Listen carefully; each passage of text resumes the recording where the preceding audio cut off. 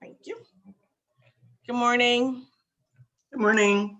Good morning. Good morning. My name is Farida Sands. For those of you who don't know me, I have been teaching this class for a couple of years now, and I'm a fellow in the ICA. So here's what we're going to do. Can you put on your video, even if it's only for the first 5 minutes as we do introductions, please? Because this is virtual, I would love to see everyone's face so that I can know who I'm speaking to.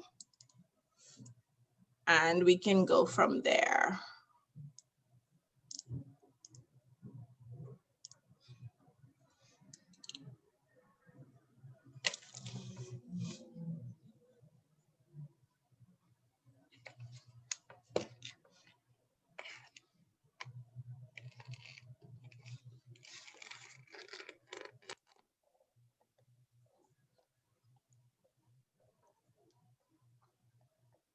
Just waiting on a couple of others.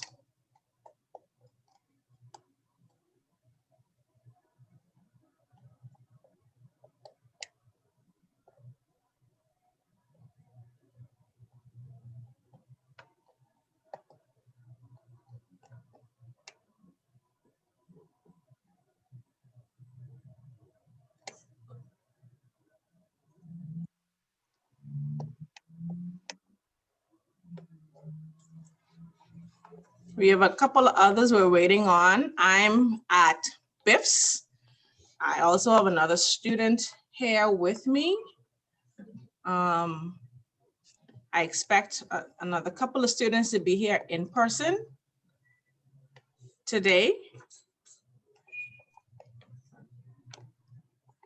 So for the next 4 weeks, if anybody feels like they want to come in person, we can only accommodate so much, but if you decide that perhaps you'd want to be in person, feel free to join us. I think we can do maybe 6 persons, and I already have one here today. So you have an opportunity to come in person for the next 4 weeks as I teach this class.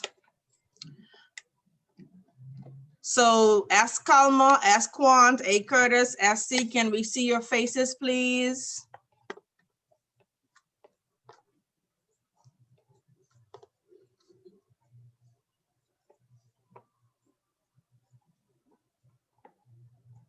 Thank you. So there's still 3 people. We're not starting until everybody's video is on. So Dimitri Ferguson, I'm looking at a D. I want to see Dimitri's face.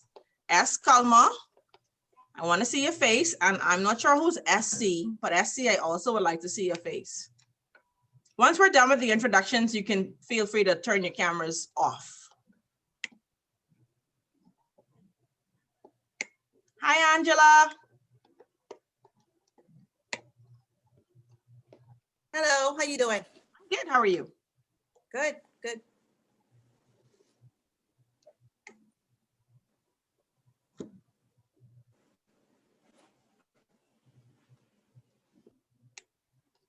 Ask Kalman, I see you all in trying to come on in. No?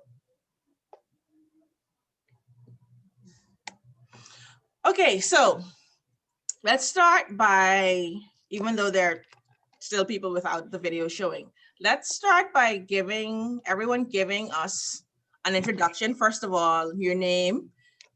You don't necessarily have to say where you work, but the industry would be good, and why you're taking this course. If it's something that your work is asking you to do, please don't just say, oh, my work is telling me I have to do it. So, let's know why you want to do it. Okay. I'm very interactive as a teacher. I do not believe in reading the book. I'm a practitioner.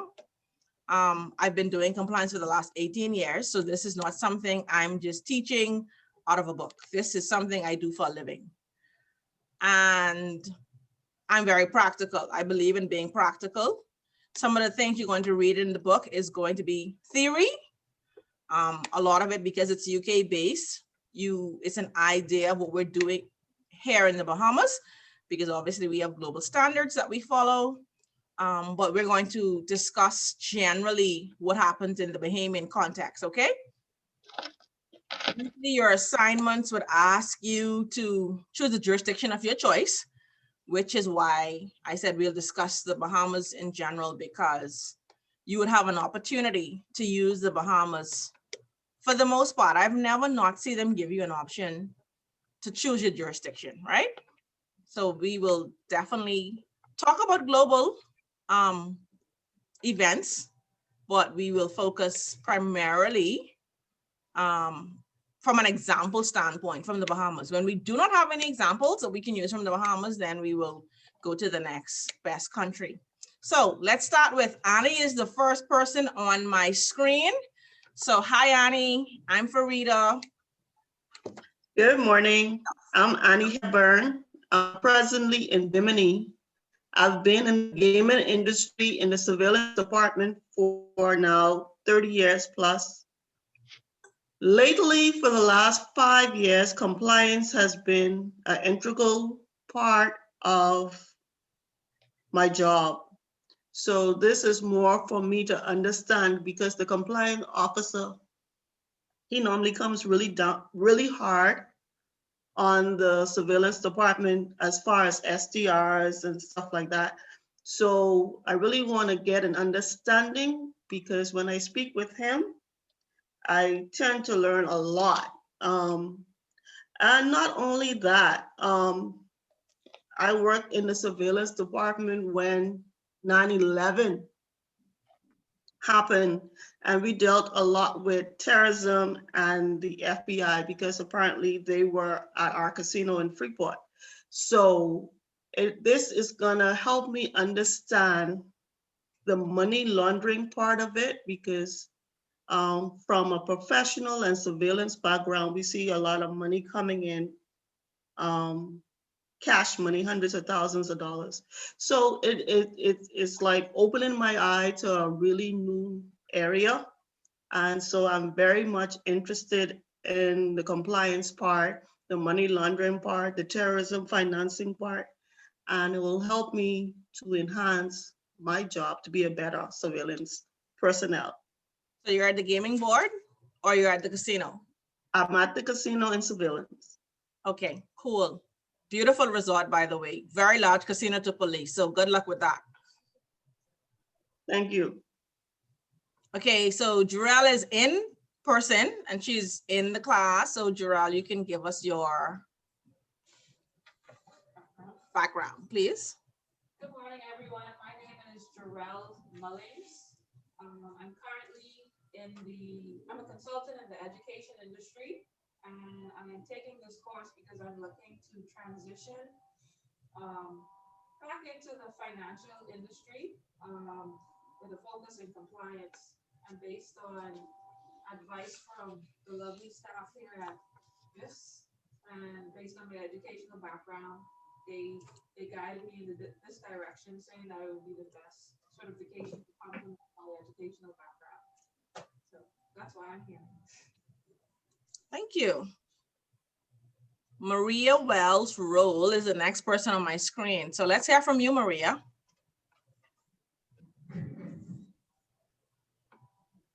You're on mute, Maria. Unmute.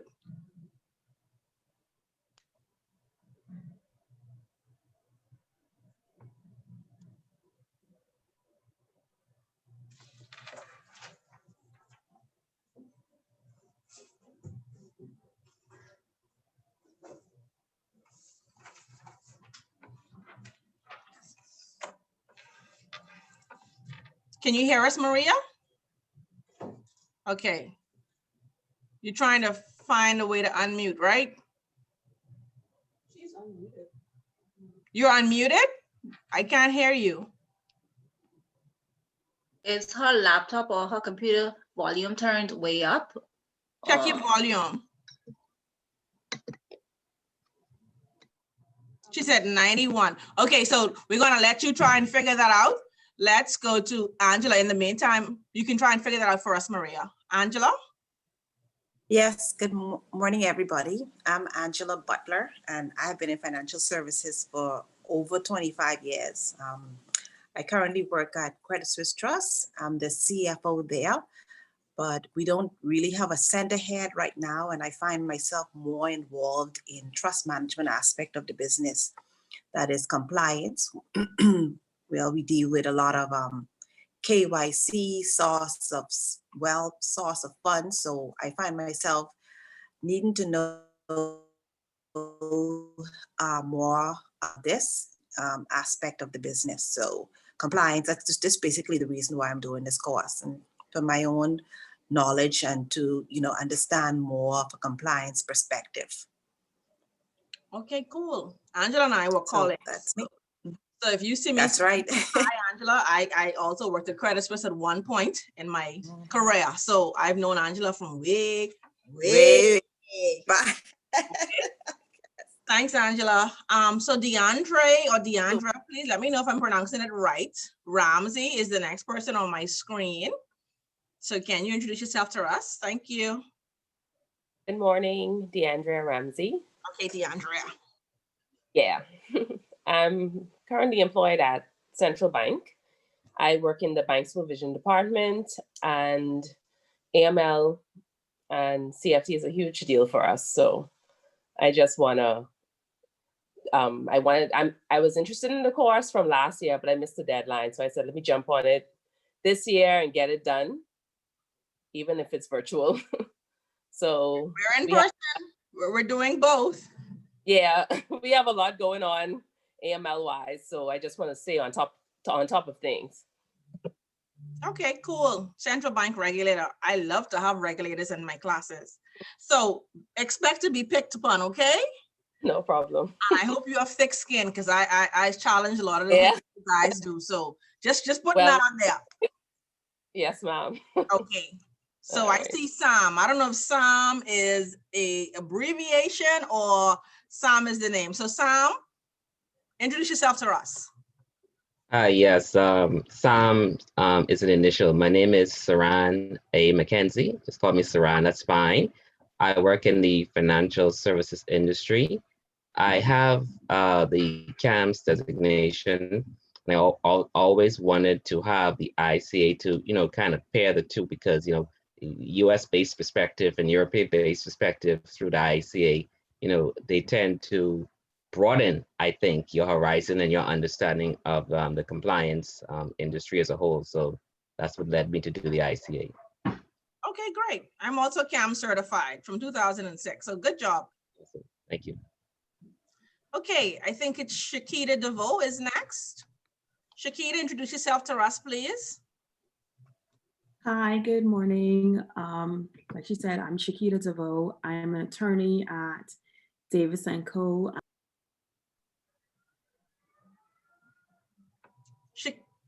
Shakita. Hi. Sorry, you went mute. Oh, sorry. Yeah, like I was saying, I'm an attorney at Davis & Co.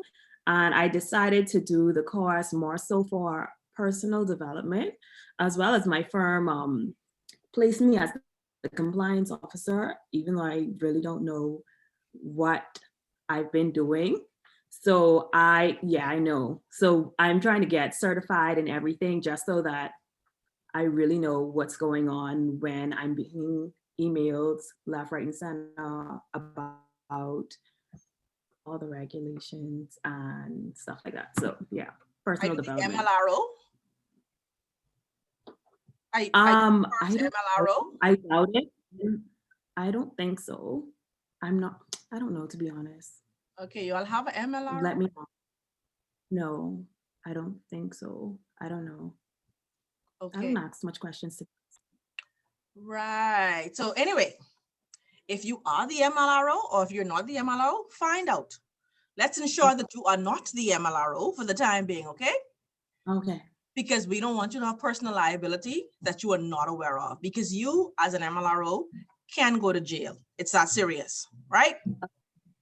So Monday, priority. Yeah, just make sure you're straight. Okay. Yeah. Okay. So I don't know if it's Yolanda or Yolanda Woodside. Your video is not on the screen, but you are next. So introduce yourself to us, please, with a video. You guys can't see me, No, we can't. but it said the video is running. No, I only seeing no video signal. Wow. Okay, so let me sign on my phone instead of my laptop. So whilst you do that, let's try go back to Maria. Maria, you think you're ready for us? Can you hear me now? Yes, I can. You went out and came back in. Good job. Okay. Yeah, I went out and came back in. Sorry about that. Everything was fine on my screen. I don't know what happened. I am a former banker. I am also a real estate agent with Caldwell Banker Lightbond Realty. I'm also a property manager and a housing manager. So I've kind of realized that I've been maintaining two careers, or doing things to kind of maintain two careers so I could move in one direction or the next. I've been interested in compliance. Well, I worked at Commonwealth Bank for about 14 years. And at that time I did work for internal audit for about 6 years. So I've always had an interest in compliance. I decided to do it because it's everywhere right now. AML and compliance, I should say. It's everywhere right now. It's now in the law firms. It's now in real estate. So I wanted to do this since last year. I don't know why I didn't do it, but it would have been an ideal time, I guess, last year with nothing. You missed a perfect class because my last year Yeah. class is almost finished. Right. Yeah, I really should have done it. Someone said, just get back into the bank and let them pay for it. But that's really what someone said to me, but I'm doing it on my own. But I did do the intermediate last year, last September to November. So I did do that. So I didn't waste the entire year. Okay. And I'm really getting back into banking, in particularly AML.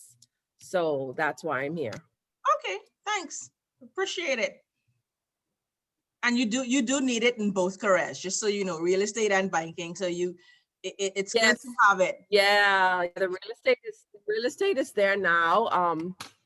And all of that. Actually, I used to manage houses for Baker Space. So I lost my job after the hurricane, due to the hurricane. So I have a lot of time on my hands too, because, you know, real estate is something that everybody is doing right now. So it doesn't take up a whole lot of my time. Right. Okay. So well, that's where I'm at. This class will take up some of your time for sure.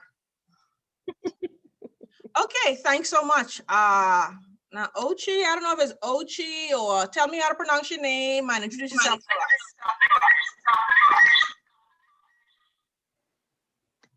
Hello. Hi. Yes, morning. O'Shea Smith. O'Shea. Okay. I work in financial services industry 3 years. I'm doing this class for personal development. I did intro and intermediate class last year just to see if I would have liked compliance, and I do. So I'm interested in this course, and that's the reason why I'm taking it. So what do you think you want to do when you're done with this class? I want to be in the compliance department. So hopefully after obtaining the certification, maybe I can get some experience in compliance, because I have none other than theoretically. I don't have any hands-on experience. So I'm hoping to get some. Okay, cool. Thank you. Jaffe, let me know how to pronounce it. You're next on my screen. Introduce yourself to us. Hi, good morning. It's Jaffe. Okay. Hi, I have a background in economics, mainly on statistics and actuarial, and I am interested in breaking into compliance, so I decided to take the course. Well, where you been when I had my statistics class for my MBA? What happened? Why you just reaching? I barely scraped past the class. What happened to you? Yeah. Okay, well, it is very different from economics and statistics. I know. Welcome. It's going to be very challenging to kind of switch your mind all the way around. And also for Shakita, as an attorney, I know a lot of people think attorneys, law and compliance is alike. It isn't. It isn't. The only thing that I think is the same is the fact that you're trying to ensure that rules are met, but that's pretty much the only basic similarity. So it's going to be different. So good luck to you, Jaffe and Shakita in that. Okay, Delisa McKenzie, I think that's how to pronounce it, but introduce yourself to us and let me know how it's pronounced. Good morning, Delisa. That's the correct pronunciation. Mackenzie. I'm an attorney at law by profession. I currently work in the financial services industry. I completed the intro and intermediate to compliance, well, AML last year. I found that it was a good course. I enjoyed it, a lot of interest in it. And so I decided to continue on to the ICA simply as a matter of personal development. Do you see any differences, what I said as it relates to law and then compliance? I do see differences, but I do see some similarities. Yeah, there are some. Yeah. But they're not one and the same, like a lot of people tend to think. No, it's certainly not one and the same. Good. Okay, we agree on that. All right. Yeah. Simone, thank you. Welcome. Simone, darling, you're next up. I think that's the way to pronounce it. If not, let me know. Welcome. Good morning. Yes, that's correct. Okay. My name is Simone Darling. I recently got into the compliance field. I too did the intro and intermediate courses by BIFs. Prior to that, I had an interest, but taking the courses really confirmed, that it's an area that I wanted to get into. So enrolling into ICA now is just an additional step in terms of career development and upward mobility, things of that nature. So you work in compliance currently? Yes, I do. Okay. In financial services? No, I work for a regulator. Ooh, care to share? The Compliance Commission. Oh, okay, cool. So we have two regulators. They just recently joined. Okay, my last class had 5 regulators, so you can imagine how much fun we had with them, right? Yeah. Cool. Okay, so S Quant, you're next up on the screen. Introduce yourself to us. Welcome. Hi. My name is Shari Quant, and I am in the financial industry. Mainly, well, I actually just transitioned from trust to risk and internal audit. So the reason I'm taking this course is because not only for personal development, but also to bring full circle. Hello? Hi, go ahead. I was hearing some feedback, sorry. I'm not only taking this course for personal development, but also to bring everything full circle because risk and internal audit it's intricately tied to compliance. And the regulators and the world is taking like a risk-based approach with everything. And those areas in AML and risk and governance are very important for risk management. So, and on the flip side, I'm actually, because I transitioned from trust, I'm actually finishing my TEP, my STEP designation. So I'm kind of like going from that to the ICA. I did the exact same thing. I was doing them together. So I was doing my STEP and doing my ICA. Okay, because my first love is trust, but I'm also interested in risk and compliance, so. I found trust to be boring, so I was like, you know what? I hear a lot of people say that, but I find certain parts of it to be interesting, even though it's old and traditional. Yeah, so after I got that, I was like, you know what? This don't suit my personality. Like, let me just move it on. Let me just go into something that obviously I worked in trust company. I worked at Credit Suisse Trust with Angela, so we get to get certified. But that was not something that I enjoyed, so I did not stay around. Mind you, it comes in really handy because once you have been in the trust industry, doing compliance for trust is different from bank. It's a different, animal. So it really works to have that background because then you could always transition into stay in trust, but do compliance for trust. Yeah. So I found it to be very helpful and useful over the years, but to just do the trust business, hats off to you. Okay. Thank you. Thank you so much. I think Ivana Roberts is next on my screen. Hi, Ivana. If I'm not saying it correct, let me know, and then we can go from there. Ivana, now you go on mute. And no video. What happened?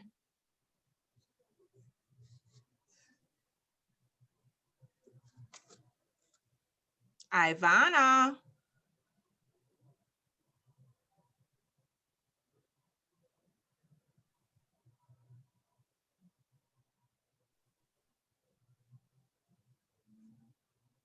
No?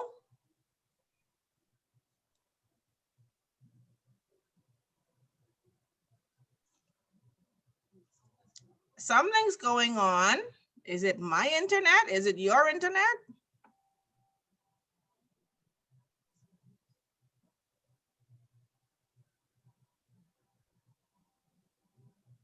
Okay, while we wait on Ivana to get sorted, because now I can't see anything.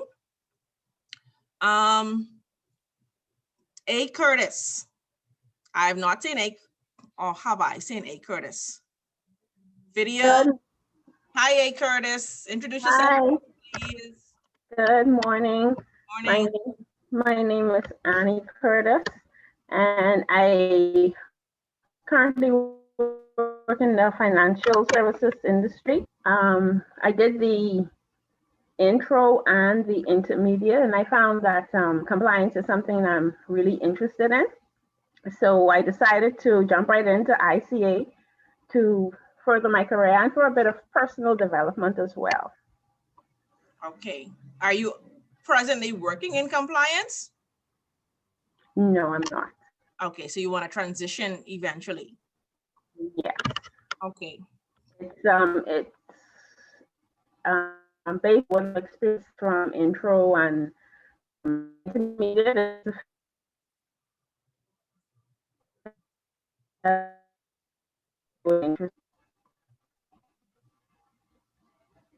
Okay. Okay, thank you. Yolanda, you are next on my screen. Can you see me now? I can't see you, but I can hear you.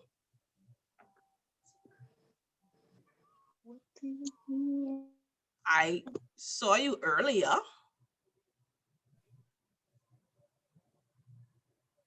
I think now you're on your phone, maybe.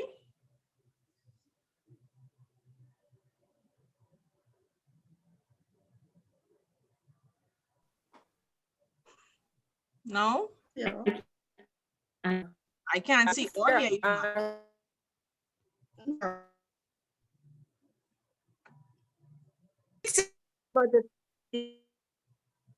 You can see me there. So I'm Yolanda. What happened? No.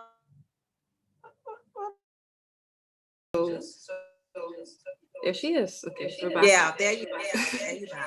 Back. Let me leave. So I was looking so. No, we heard you. Okay.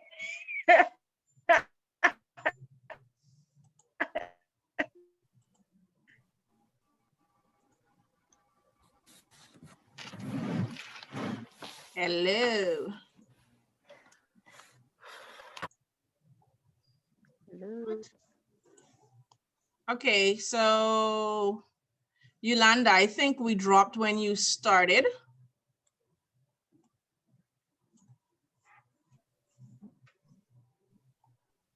Yes?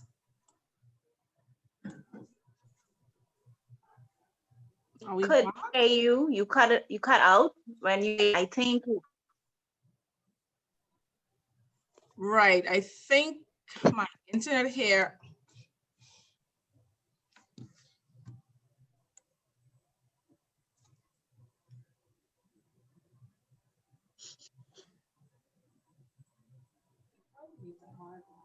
Are we good now?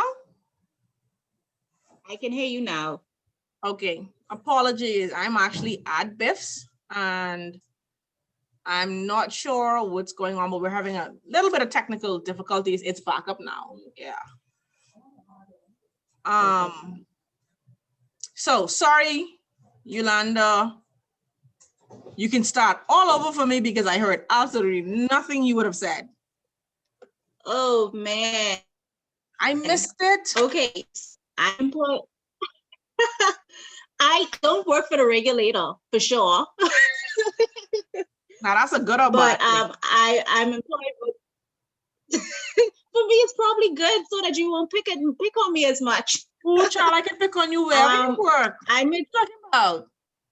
Oh gee. So I'm at Citibank. I've been doing it for 15 years. I have my risk magnification. I'm actually doing the ICA for personal development. I chose the ICA over ACAMS because I dislike doing multiple choice. I prefer short answers. And I've because of that, I hope probably one day move into compliance bank. And so I'm using this certification as a stepping stone in my career to get that. Yes. Okay. Cool. But I still can pick on you, you know. Cool. I just want you to know that, right? Oh my. Exactly. We're not picking on anybody, but we're all going to participate in this course, right? We're going to learn from each other as we go. Yes? Because I'm very interactive, like I said before. Okay, cool. Thanks so much.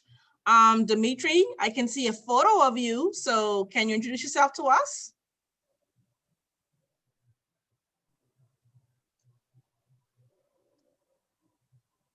Hello.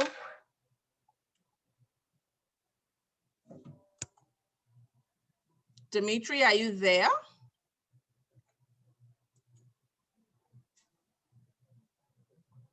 No?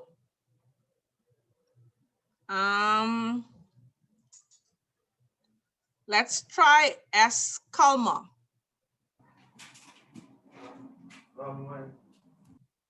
Okay, so Dimitri, you're here.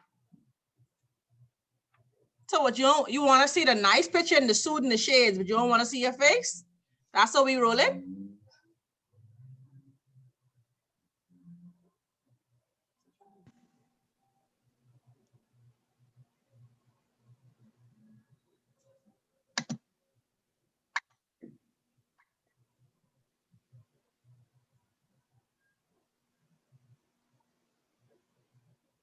Okay, Dimitri, you having technical difficulties as well as I am. So can we move on to S. Kalma?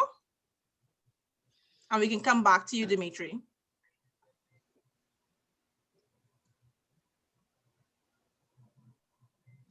Is S. Kalma going to introduce themselves to us today?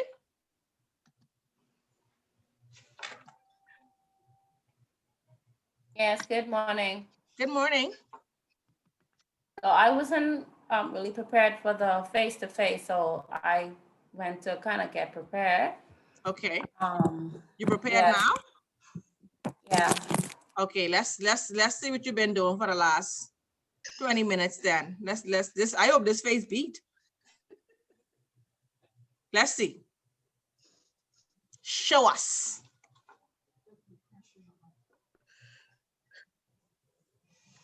Ain't no pressure because I only get on makeup because I come to class.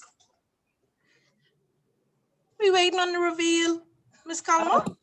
I just remember, hold on. It's just so I wake up so I don't feel bad.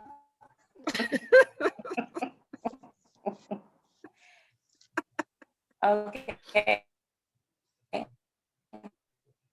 It's nice to see your lovely face. I'm employed at Central Bank. Apply at where? But I'm not in the banks of exchange control. Central Bank.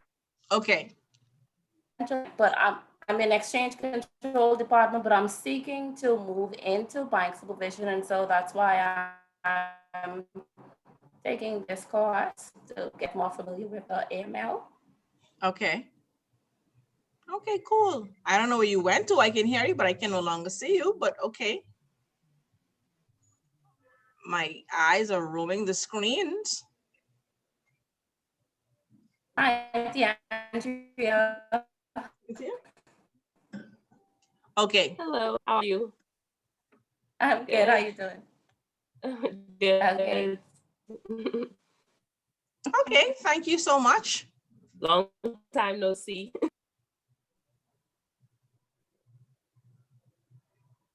Dimitri, are you ready for us? I'd like to think so. Good morning, everybody. Good morning. I don't know what's going on, but I had an issue with my phone. But my name is Dimitri Ferguson, obviously, Chief Petty Officer in the Royal Armed Defense Force, Operations Administration. In operations, we carry out and conduct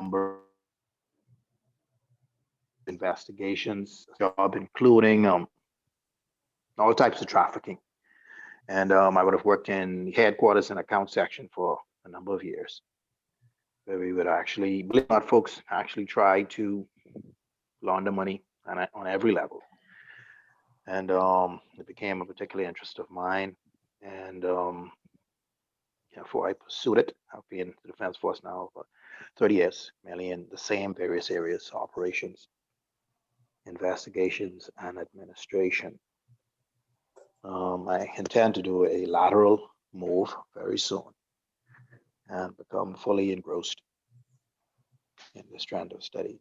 I haven't been able to hear a lot of the initial introduction, so I don't know what all was required, what you were asking for. But if there's anything I missed, please let me know. Okay, thanks, Dimitri. Well, I know we are expected to have another law enforcement officer in this class. He was in my intermediate class. I don't see him on today, but he would be your counter colleague on the other force. So it's interesting. Okay, thank you all. We have an interesting mix. We have regulators, we have attorneys, obviously we have law enforcement in the house, and we have real estate.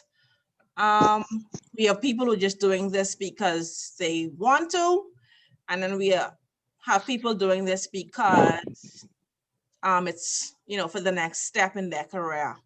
So I think I would have said earlier that I've been doing this specific thing for the last 18 years. If you would have heard any of my conversation earlier, you would have known that I am obviously big on education because I have lots of certifications.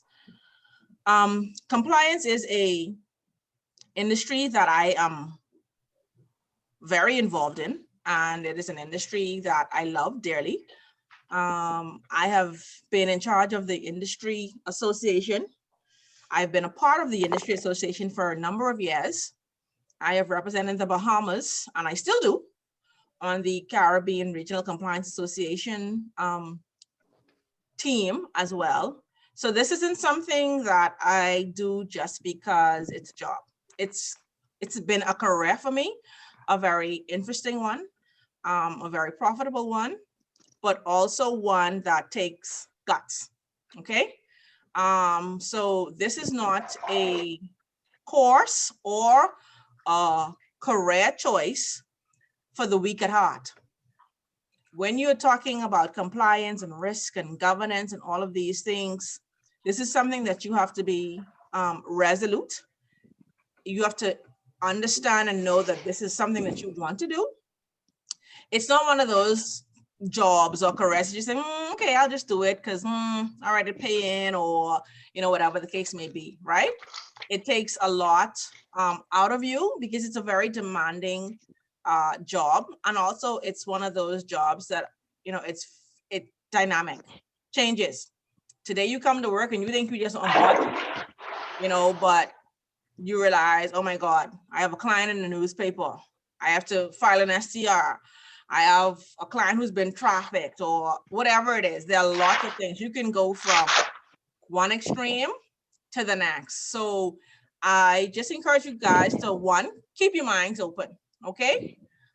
Compliance affects every single solitary aspect of our daily lives. Everything. I don't care what industry you're in, there's some compliance related event or action. Secondly, this cost is $6,000. Y'all don't waste your money, all the company's money. Read. We will not be reading at all when we come to class. We're all adults, we're all grown. My expectation is that you would have read the chapters that we would, you know, be doing so that you can participate fully. Like I said, because we don't read, we discuss. I found over the last 5 years teaching the course that people understand better from discussions.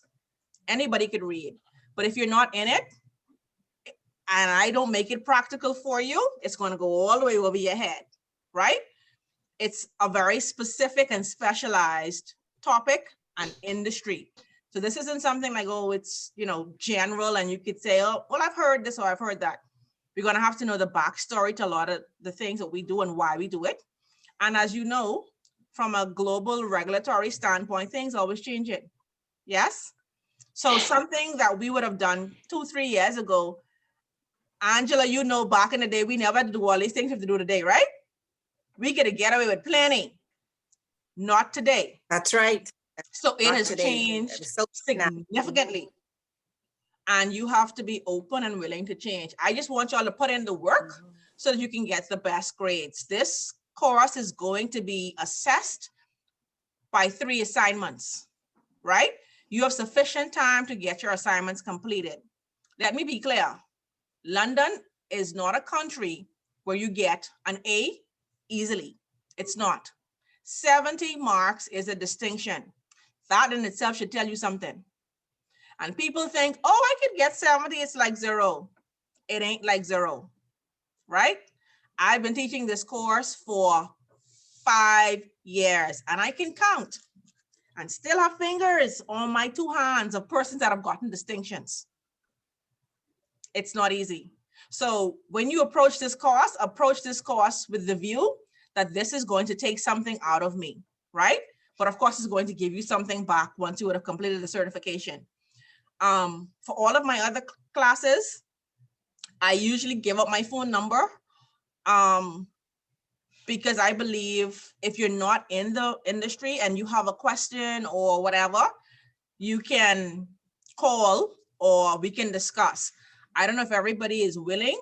All of my classes do WhatsApp groups, so you can have conversations, and it's only conversations about the class, nothing, no forwards, no jokes, none of that.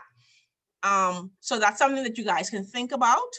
I would say it would be good for y'all to even, you know, network and kind of get your feet wet into it. Also, once you would have gotten into the course, I would say be sure to join BACO as a student member. It'll help you as it relates to networking, and it's a good way to introduce yourself into the industry. We are expected to have 4 classes together. I'm going to teach you up to units 5, I believe, or units 8, sorry. Today, we're supposed to cover units 1 through 5. Today and next week, I'm sorry. I will try to cover units 1 and 2 with you today, and then we can go from there. I believe that we're all professionals. So if you have to leave for any reason, or if you find that you can't come to class, just let somebody know, so at least we can know if we need to go over something again, we'll be able to do that. I would appreciate if you would respect all of our times. I try to give everybody a 5-minute grace period coming in. And I also try to take like a 5-10 minute break, because sitting anywhere for 3 hours can be a lot for anyone. And I recognize that everyone have been working from home or, you know, doing virtual meetings, classes, whatever it is for the last almost a year. We're going into a year now. And it can be a strain on your body to be in one position for 3 hours. So usually around midway in class, I give you a chance to stretch, get your water, get your coffee, use the bathroom, whatever it is, as opposed to everybody just leaving or, coming off of the chat. If you know you have personal things that you need to do, by all means, go ahead and do it. Put your mics on mute and try to continue your personal life and balance this class as well. This class, like I said to you, is not a rollover and get certified class. I've done ACAMS, I've done ACFCS, I've done the CIRM course at BIFS, I've done STEP, I've done a lot of certifications, and this one I've completed since 2006, right? But I've seen it change over the years, and so this is not a class that you should take lightly.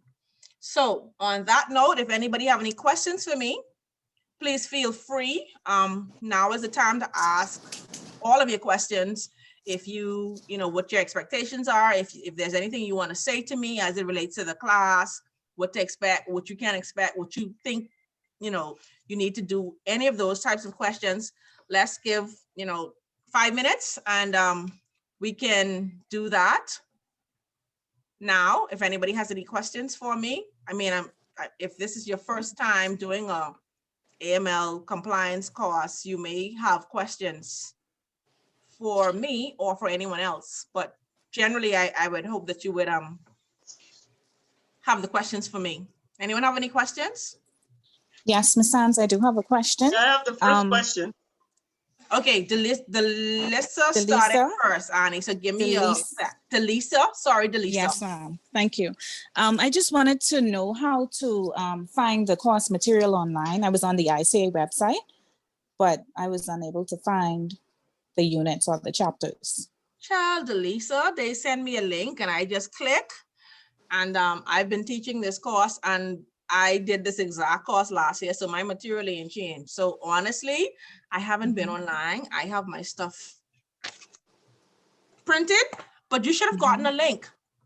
I got a link for the registration, so I registered on the ICA. But is it a separate link that I should have received?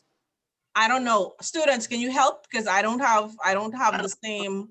They should have sent you an email that has the link for the ICA course login. Because if you go on int-compliance.com, I think it allows you to log in as a member and log in on the course as a student. So right. So once you log in log into the course, where do you go from there? When you log into the course, you reset the password and then it takes you just scroll down and you should see the course mode. Could you repeat that? I'm getting some feedback. Oh, when you scroll down, because once you log in, it takes you to the you'll see my courses. Click on my courses and you will see the ICA International Diploma in AML. And once you click that, then you'll be able to see the introduction and modules 1, 2, and 3. Okay, I'll try that and see if I can access. Thank you. Okay. Who? Ivania? Annie, give me a second. Ivania, did that's basically it. So yes. You did? Pardon? Did you introduce yourself to us? No, ma'am, I didn't get to. Okay, so Annie, give us 1 second. Ivania, can you introduce yourself to us before we go on, please? Hi, my name is Ivania Roberts. I am in the banking industry. I have been with Scotia for about 3 years. I am interested in the course because just with our interaction with compliance and them coming down, giving us presentations and then having to do training and other, but basically being exposed to other information, I have an interest in it and I would like to pursue it as a career. Oh, interesting, Ivana. I have lots of friends at Scotia, even in your compliance department. But I can pick on Scotia sometimes, okay? So make sure bring your thick skin when you come to class, okay? That's good? Yes, right. Okay, yes, right. Cool. All right. Okay, Annie, you had a question for me? No, basically that was the same question. I went on the different modules and I want to know when you click on the module, then that's the book come up there where you just read, because I just see the topics. Oh, I don't know. Can someone Each help of her? the I guess units, I'll browse. each of the units come up individually. So once you would have clicked module 1, there should be some drop down options. And once you click unit 1, there'll be an option to download that entire unit. Okay. Thank you. Thank you very much. Ms. Sands. Hi. Hi. I'm sorry, I may have missed this at the beginning. I know you had mentioned that you currently have one student in with you now. How did you say I can go about coming in to, physically be a part of the class? Just let me know that you're going to come in, because I only can accommodate so many in person.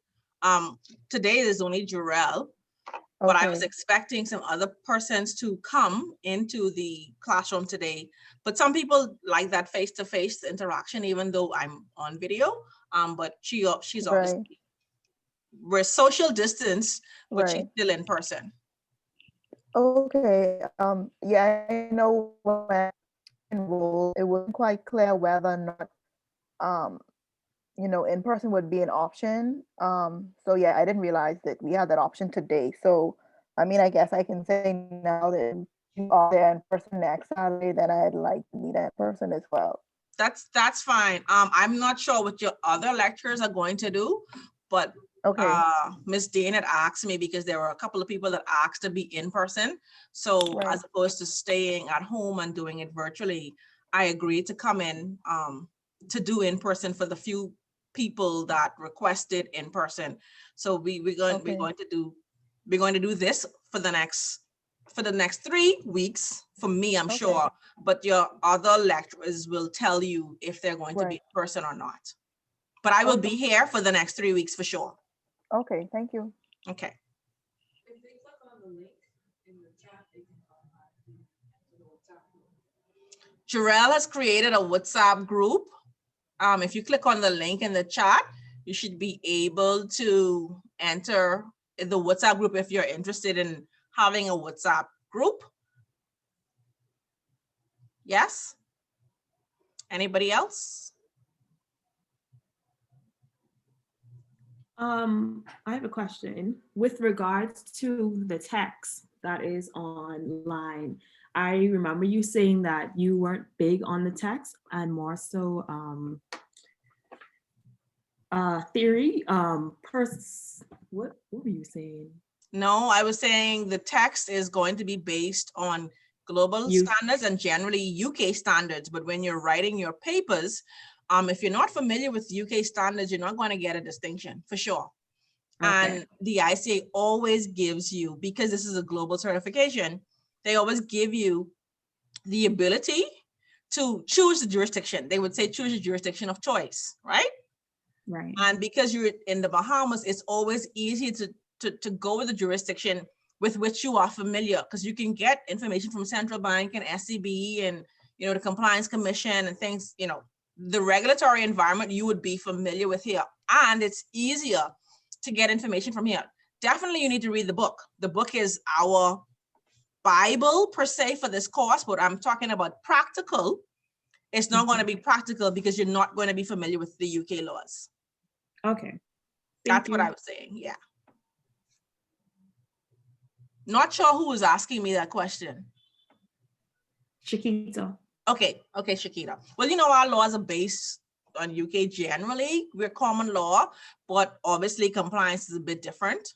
There are global standards, but your assignments, I'm always geared towards the assignments, right? Your assessment is what's going to determine what you've learned in this course, right? And your assessment is going to be based on 3 assignments. And all of your assignments are going to give you the opportunity to discuss whatever it is that they're asking you in a jurisdiction of your choice. In my 5 years of teaching this course, I tend to advise my students to use a jurisdiction with which they're familiar. And based on the introductions, you guys are familiar with the Bahamas, right? Right. Right. So it's just a practical nugget. Okay. Okay.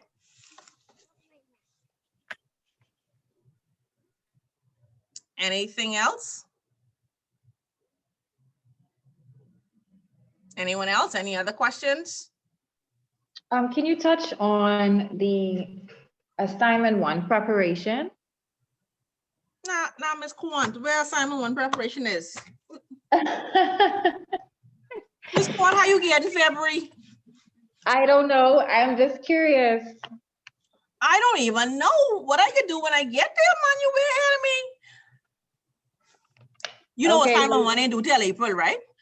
I know, but that's what I focus on. Yeah, but we ain't even gone to the Yeah, I like to start in advance too. module yet. Okay, so it's all good to be proactive. However, when you see them have an assignment due at a certain date, it's because they would have expected you to cover a certain amount of topics. So it makes no sense for you to start just based on unit 1, unit 2, unit 3, unit 4. Once you see them, I think assignment 1 is due April the 5th or somewhere around there, right? They would have expected you, all of the topics covered prior to that would be in your assignment S answer. So starting ahead of time is good, and this is why we're doing it in February and it's due in April. So you have at least 6 weeks to fully prepare. So don't think about assignment 1 yet. Let's get into the material first and then we can go from there. But if you have already read the assignment, that's perfectly fine. If you have questions from the assignment, that's fine, but I don't want to jump ahead of the class and discuss certain things that we would not have spoken about or read about as yet. Yes? If you have specific questions for me, we can go from there. I mean, you can send me an email or WhatsApp or whatever the situation is to ask me. For your personal assessment, I do not read students' assignments. So let's just get that out there because I have some students, they bold. Sandra, you can't read my assignment for me. The answer is no. It's a no. I had to earn my certification. And back then we had assignments and final exams.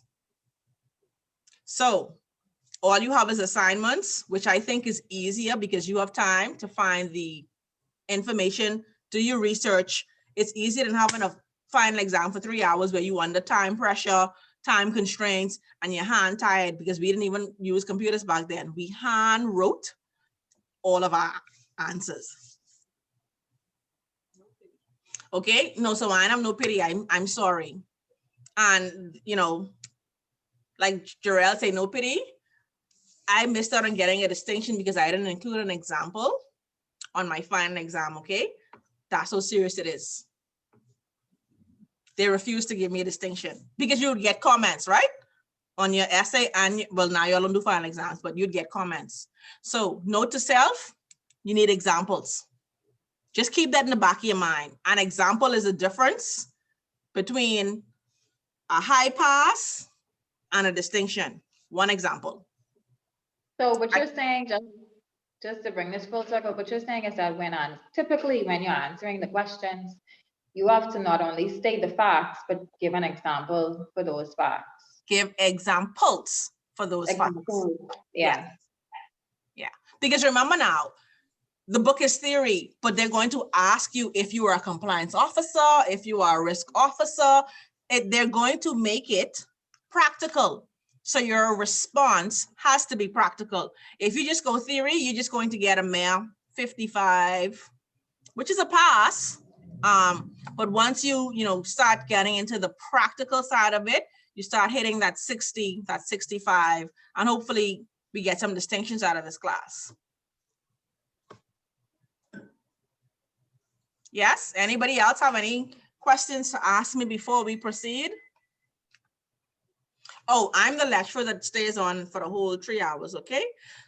So if you have to leave, by all means do so, but it is your responsibility to find out what took place after you left. So the WhatsApp group could probably assist you in that if you have questions, if you have to go. I understand that we have lives, and so, but just make sure you find it from somebody in the class what was discussed if you have to leave.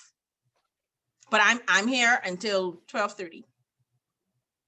So basically, this class is a bonus because we have the modules online Well, the class isn't mandatory. It's just advised and suggested that you come. When I did the course, I went to the first class and the last. I couldn't be bothered sitting up for 3 hours on a Wednesday evening to read the book. I could do that at home. But if you're not in, see, I was in compliance, so it was easier for me. And then I had people around me, and I was already in the compliance department when I was doing the course, you know. So I had people around me to say, this is what they're talking about, you know, and in practice, how do we do this in this organization? So I had that advantage. Some of you, most of you don't. So it'll be wise to come to the classes as much as you can, because this is where you're going to hear examples, hear what actually happens in the industry, and understand the practicality of doing what the book says in theory. Yes? Anybody else with any questions, comments?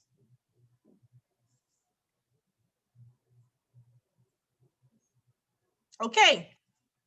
Anybody read the introduction? Anybody read chapters 1, units 1? I just got my, ICA didn't send me my sign-on stuff, so I'm just working with Miss Dean to get everything. So I didn't read anything. Anybody read anything? Even if you haven't completed it? I read unit 1 and a bit of unit 2. Okay. I also So read unit 1. Okay, cool. Does anybody have any questions based on what they read before we go through the unit? Well, a question, are you going to go over the questions that came at the end of the unit? I can if you would like, but I don't usually, but we can if you want. I'm very flexible. You tell me what you need to learn or your style of learning, and I'm good with doing that. There's the learning objectives at the beginning, and then there are questions at the end. Right. Right? So if that's something that the class would like for us to do, by all means, we can do it. Well, I'll just wait until you go through it, and then I guess if I still have any questions, I'll just ask at the end. Okay. All right. Anybody else? I think, okay, Sam is Saran, right? Did you say you read unit 1? Yes, I got the materials kind of late, so I only read unit 1. Okay, so did you have any questions just from your reading generally? No, it seemed to be a pretty straightforward unit. Okay. Anybody else? No? Okay, so unit 1 introduces us to AML, CFT. Okay, let me stick a pin there. In the compliance world, risk and governance, all we do and all we have are acronyms, okay? So there are words that I have not said in years. If you hear an abbreviation on acronym and you don't know what it is, just say stop. Ms. Hans, please stop, right? Because I said anti-money laundering and I said countering the financing of terrorism. You won't ever hear me say that in class. It's always going to be AML, CFT, TF, PF, whatever, right? So because I'm a practitioner, we don't spell out all of those words. But if you do not understand what I'm saying, then please stop me, because sometimes I'm unaware that I'm even speaking like that. My kids are, you speaking in a foreign language, like speak English, right? Because that's how we talk about it in practice. So prepare your mind to have lots of acronyms added to your vocabulary is what I'm saying. AML and CFT, PF, proliferation financing, CBB, central bank, SCB, Securities Commission, Compliance Commission, CC. We don't do all of the long words, okay? So this talks about AML and CFT. So the learning objectives, let's go through them first. Explain why and how money laundering and terrorism is financed. Provide an overview of the international and regional bodies that combat money laundering and terrorist financing. Examine initiatives to counter money laundering and terrorist financing. Compare terrorist financing and money laundering and examine specific terrorist financing techniques. Consider international standards of money laundering and terrorist financing prevention against which national measures are judged. And so we're going to introduce FATF and CFATF and all of those things. examine the links between money laundering and corruption, provide a useful introduction to the extraterritorial effects of certain national AML measures, provide an understanding of how national AML frameworks within various jurisdictions affect the organization, provide an overview of the international approach to tax liabilities and the role of the Money Laundering Reporting Officer, MLRO. I think I asked Shakita if this is something that she does, in relation to criminal and civil liability linked to taxation, and provide an understanding of the various vulnerabilities that entities have through their specific products and services. Okay, so money laundering. Does everybody have a basic understanding of what it is? Yes? Okay, shake head, say something, interactive. Yes, remember?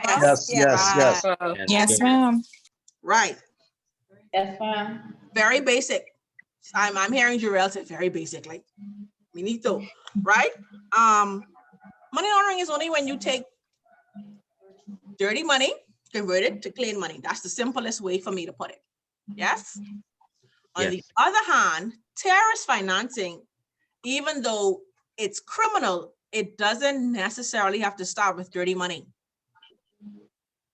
right? Because terrorist financing back in the day started off, a lot of it happened through charities, clean money. We thinking we helping the starving children, right? Or the poor, or the disenfranchised. And we sending these monies to charities, and they in turn are being funneled to terrorist organizations. That's how it started initially back in the days, right? So the difference with terrorist financing and money laundering is money laundering always has dirty money. Now, even if it has clean money, it's going to be mixed with dirty money. Whereas terrorist financing is dirty or clean, but the possibility is there and it exists for it to start off as clean money. It's the intent that causes it to become criminal, right? What's done with it after the organization has gotten it, okay? There are lots of ways that money can be laundered. There are lots of ways that terrorism can be financed, a plethora of ways. As another side note, please try to stay up to date with international news as it relates to terrorist financing, money laundering. There are always global news relating to these topics. Yes, it'll help you when you write in your assignments and just for your general knowledge.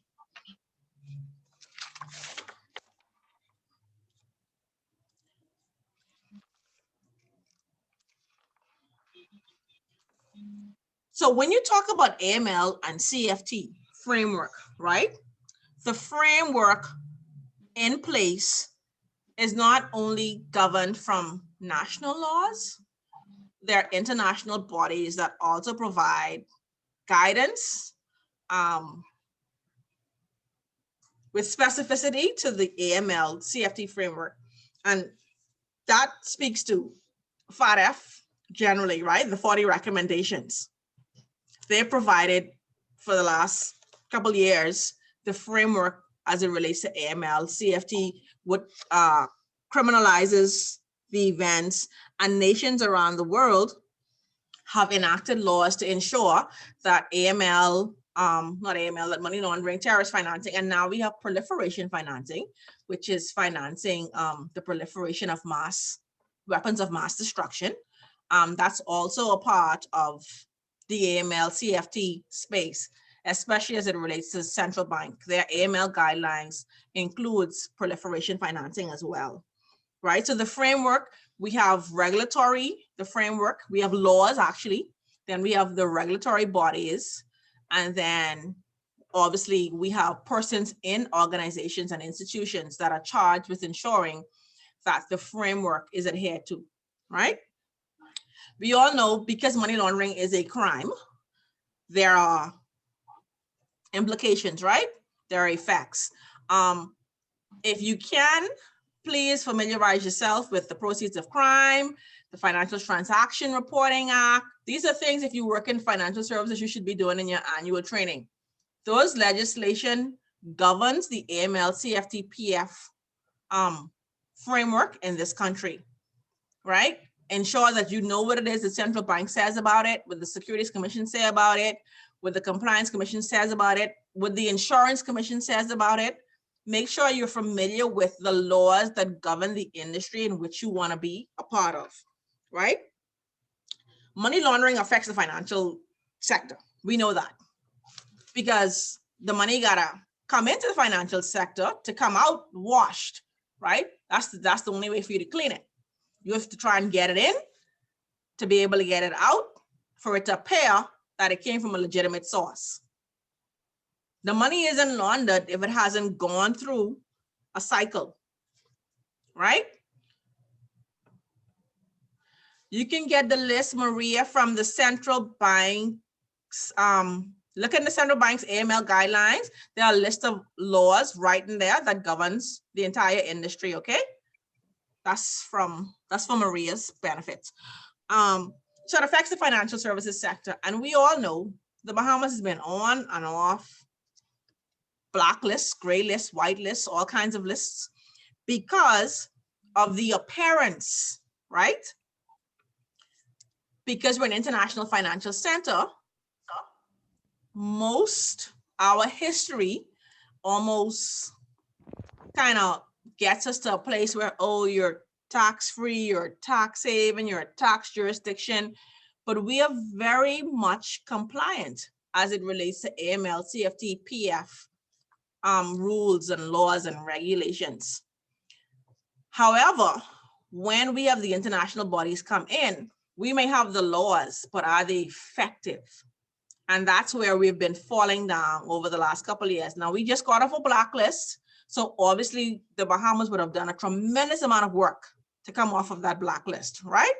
So as it relates to AML, CFT, PF, this is not a jurisdiction where that is rampant. Obviously, every jurisdiction is going to have criminal activity, and we are part of the financial, global financial network. So people will definitely try to do what they think that they can get away with, right?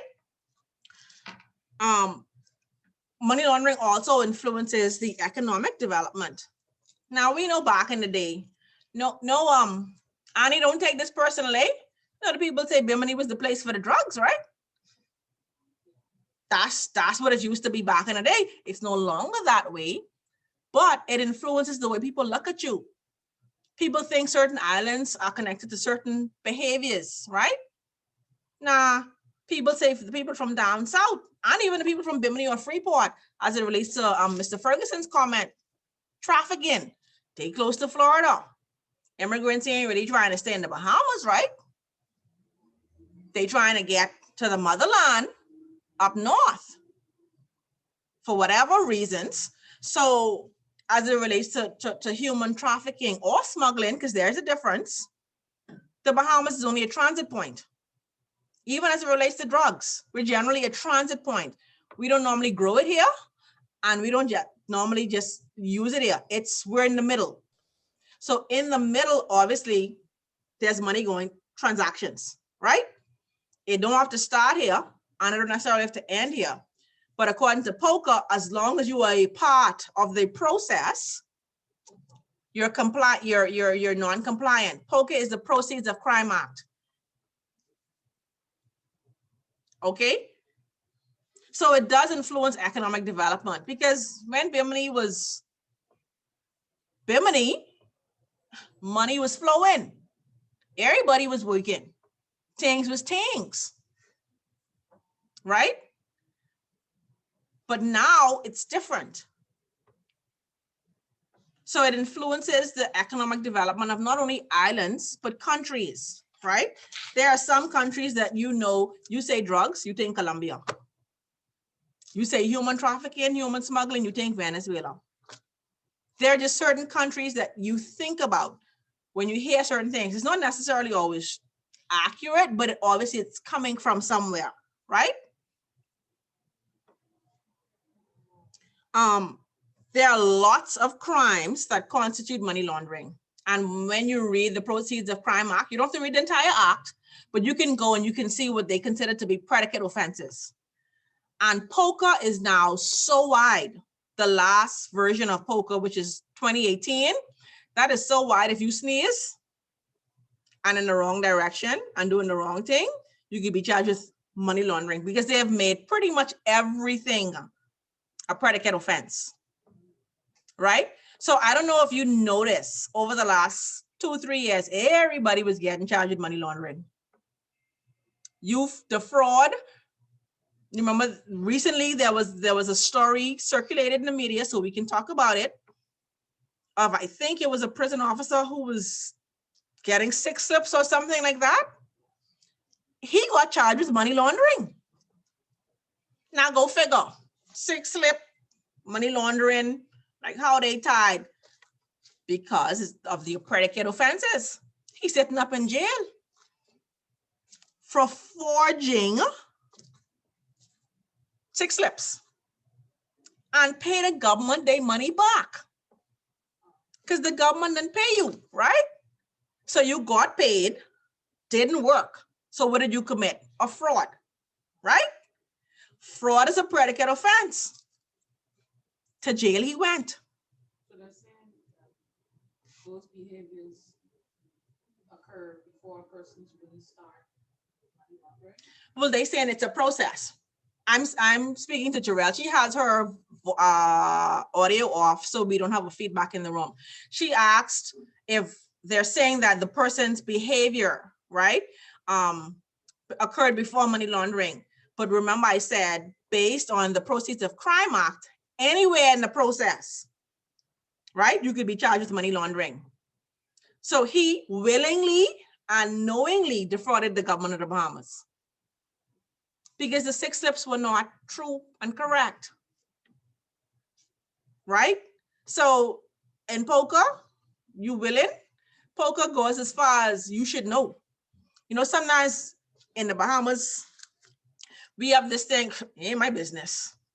I ain't getting involved, ain't got nothing to do with me. I ain't talking, ain't nobody coming for me. Well, the Proceeds of Crime Act, if you know or should have known, you too can be charged with money laundering. So I think the act makes us all accountable because the Bahamas small, we know plenty of things, but we don't talk, right? But if you should know, or if the investigation reveals that you did know, you had actual knowledge, or you should have knowledge because you were either living in the same house or you were in a relationship, or if you knew this person, you can't say, well, it ain't my business. I know, I say in other people's business. It don't work like that no more. You ought to have known. So the onus is on everyone to do what you know you have to do. Oh, I know snitch. I ain't talking on nobody. Okay, then you and them sit up in Fox Hill.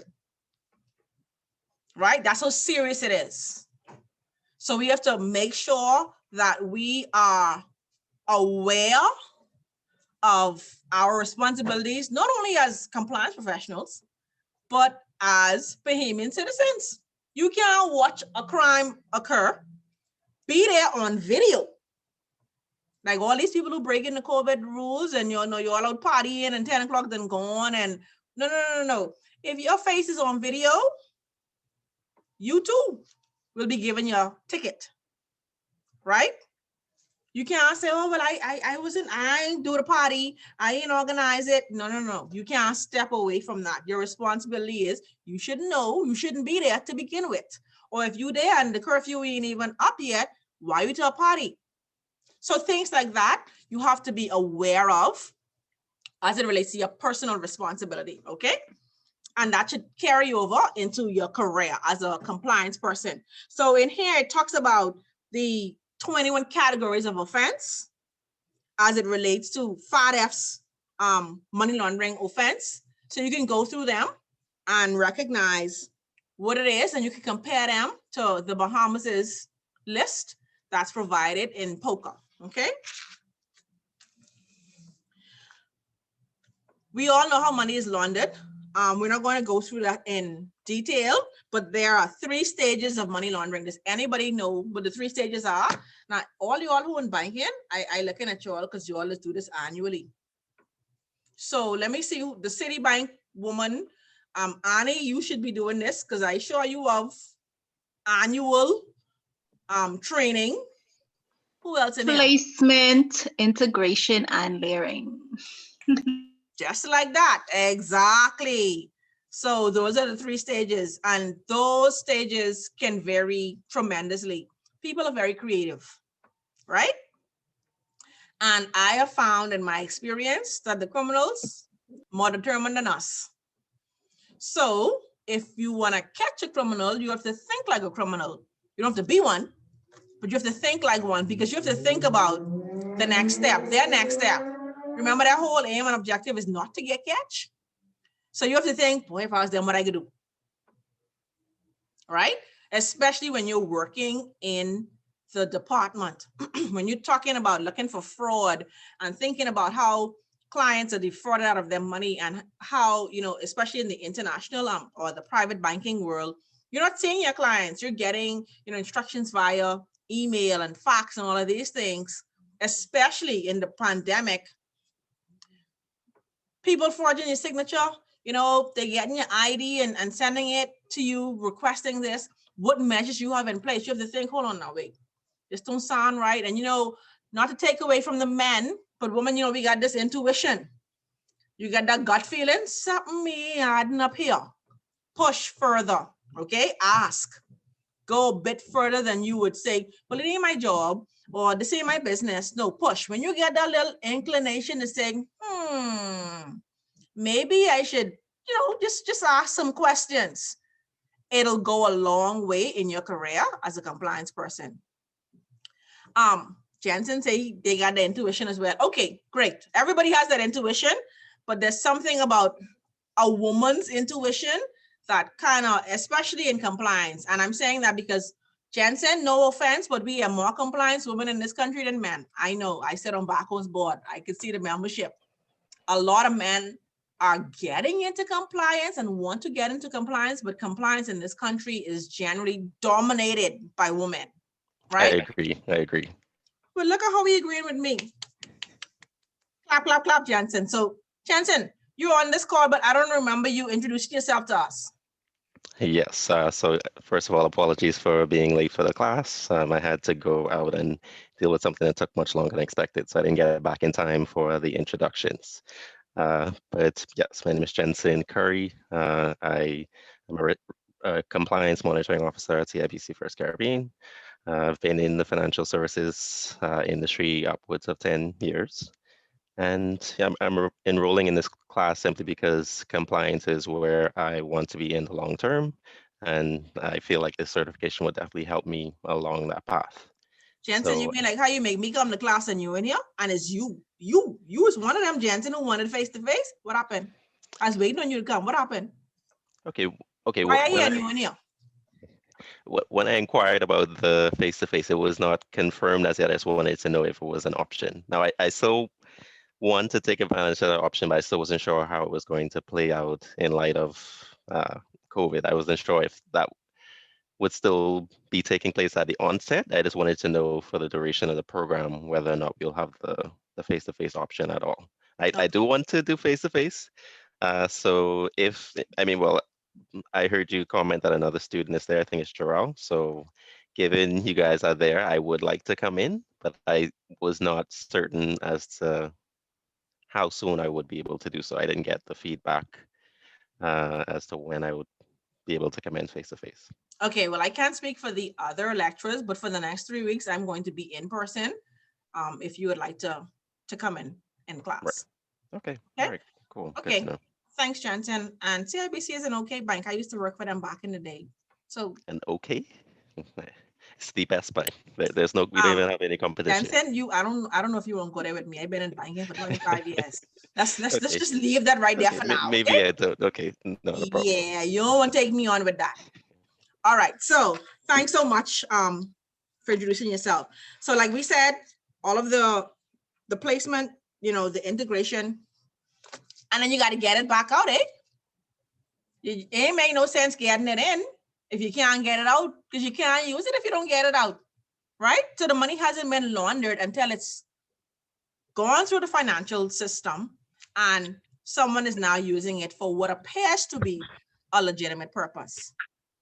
Who's Galaxy J4 Plus? that just joined? No, that's me. I am having problem with my laptop, so. Who's me? Annie. Okay, Annie. Cool. All right.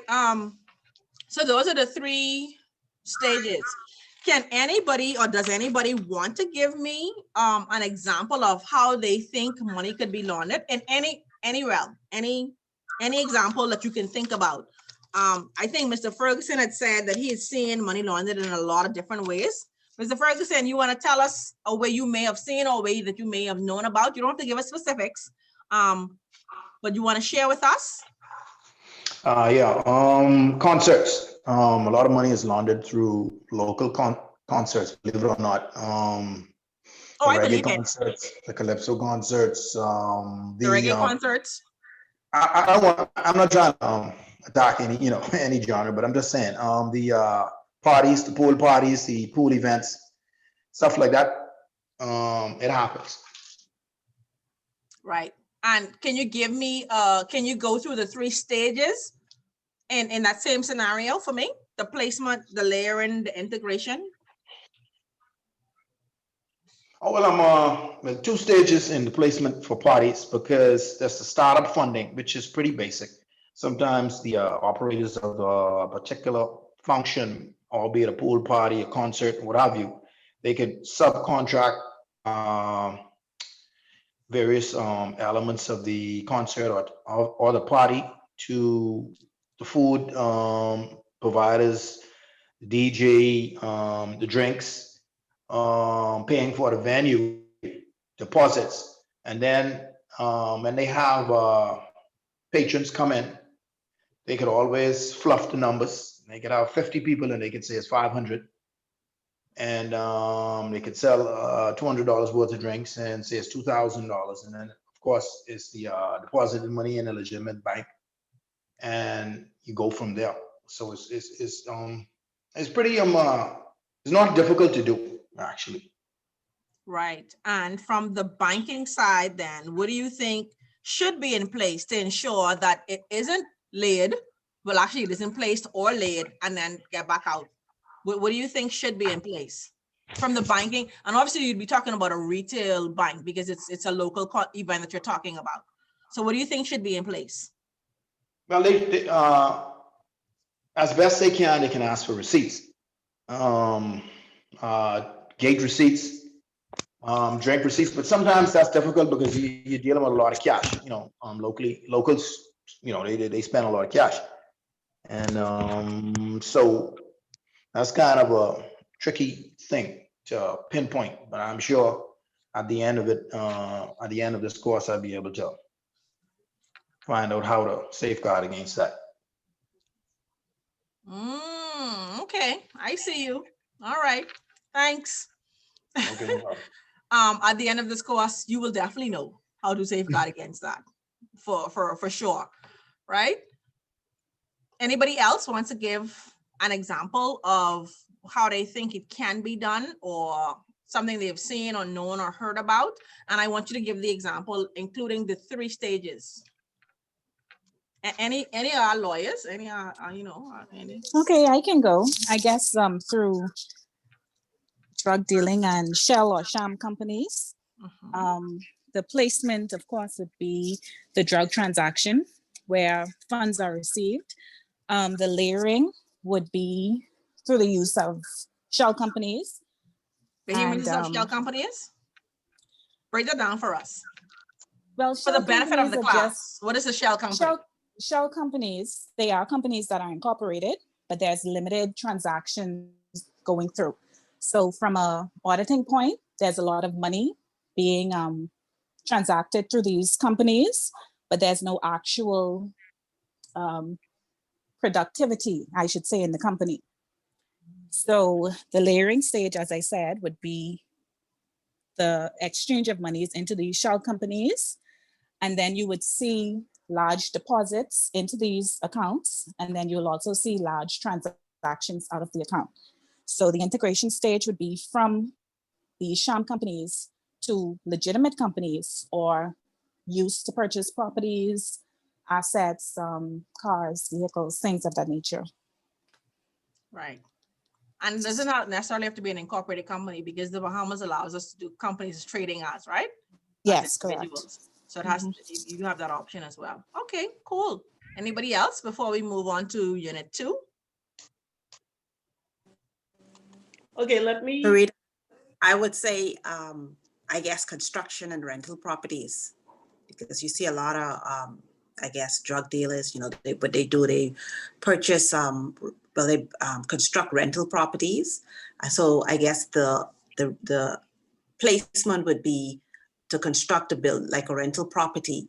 And then the integration will be more of like when you rent the property, the money that you receive, you know, they make deposits in the bank. So the dirty money and the clean money is mixed together, basically. And eventually the money becomes clean. Mingling. Right. And eventually the money becomes clean. Right, when it's time to come out, right? Because that's rental, but you also have your other side hustle thing going inside at the same time. Exactly. Right. Okay, I can try one.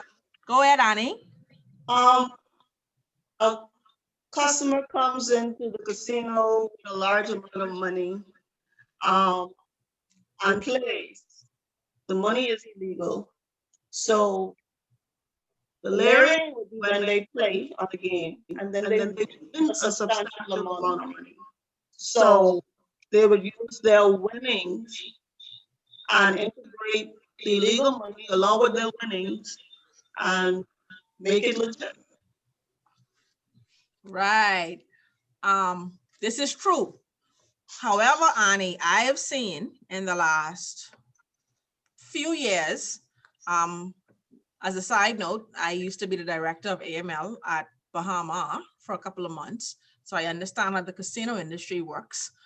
I have seen, because the gaming board knows exactly what you said, Annie, they have been more stringent on allowing the bulk cash. Yes, the cash, especially for the international guests, in my experience, you have to wire the funds in. You ain't just coming here to drop no $50,000. Obviously, we have rules as it relates to currency, right? And bringing in currency, you all are familiar with the $10,000 rule, right? So for the most part, high value or high roller clients in the casinos would have to wire funds from their account in their home jurisdiction to the account of the casino, and then they would be given a credit. Any winnings or losings, or if there's any funds to go back, as opposed to giving the client, the gaming client, cash or a check from the casino, the funds are wired back to the exact account from which it came. So I've seen that happen over the last few years because the gaming board, they don't know beyond to y'all. That we know what you're doing, right? So I've seen the involvement of what you've said, and they try to plug that loophole. Yes, and they still try. Yes, they do try. And it doesn't always work. I know it's not always successful, but they try. So that's one of the things that I know have been evolving over the last couple of years as it relates to the gaming board. And central bank people, you all think you're rough. You all ain't ready for the gaming board. The gaming board is like, I don't be scared of regulators, but them said, when you see them come in, let me figure out what we're gonna get in trouble for right about now. Yeah, they have plenty teeth and plenty power. At least central bankers give you like a little day or two, you know, they drop that letter and they say, they come in tomorrow, gaming board is on the floor, come, let me see this, let me do this. So yeah, as it relates to the regulators and the teeth that they have, I think the gaming board, in my opinion, personally, hands down, have the most teeth as a regulator. No offense, central bank, but you know, I just can by what I've experienced. Would a common money laundering practice be through some of these companies that we see locally, like downtown? Jurel is talking, so I'm going to mute myself so everybody can hear what she says, okay?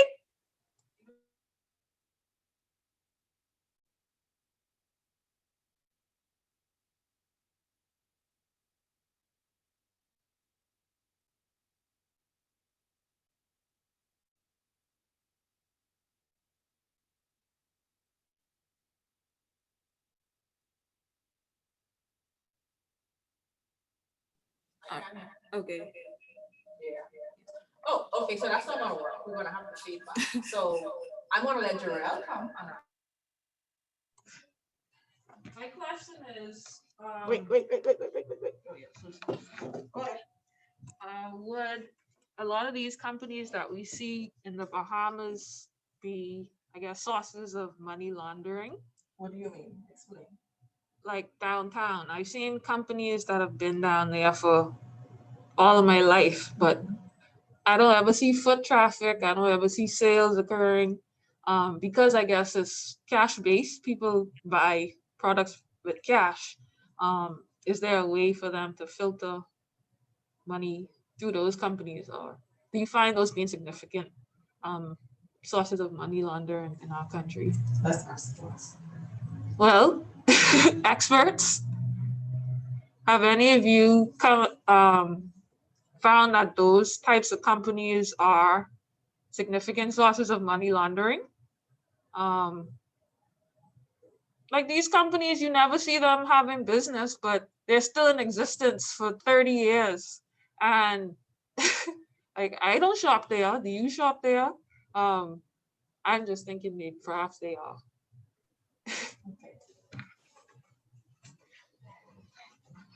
Does anybody have any views on what Jarrell Well, I said? kind of agree with her, but I mean, it doesn't fall under the scope of central bank directly. But I agree with you. I understand exactly what you're saying because I've had the same concerns, you know. So what you're saying, I completely agree with. I see stores that we don't ever see people, like you say, walk in or, you know, so that is an outlet for, I feel, money launderers to use because we know rent and other things are very expensive downtown. So to be in existence for years, we don't see tourists or, you know, customers. So it's, I get, definitely a concern, I'm sure. But like I said, it doesn't fall directly under the scope of central bank. So, but definitely agree with you and understand where you're coming from. So are there protected industries within our money laundering? There are no protected industries. Every industry is vulnerable to money laundering.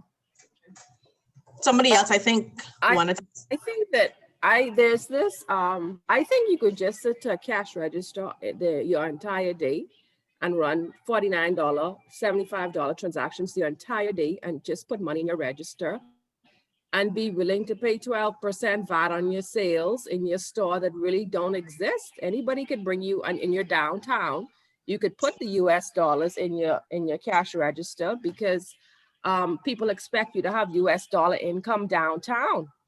And you can do that all day, every day, and people think you have sales and you don't. It may be a little bit of a tedious way to launder money, but then you deposit the funds into the account and that's where it is. I'm not gonna call the key, there's a key that I visit and there's a resort, there's a resort community on that key. It's gated, it has a restaurant, it has a marina. And I've been going there for about 4 years and I've always observed the lackluster way they run the restaurant and the marina and the entire property.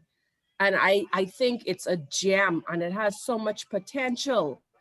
And I've just come to it that these people have to be laundering money because this place is great. They have like a drag my feet kind of attitude towards everything.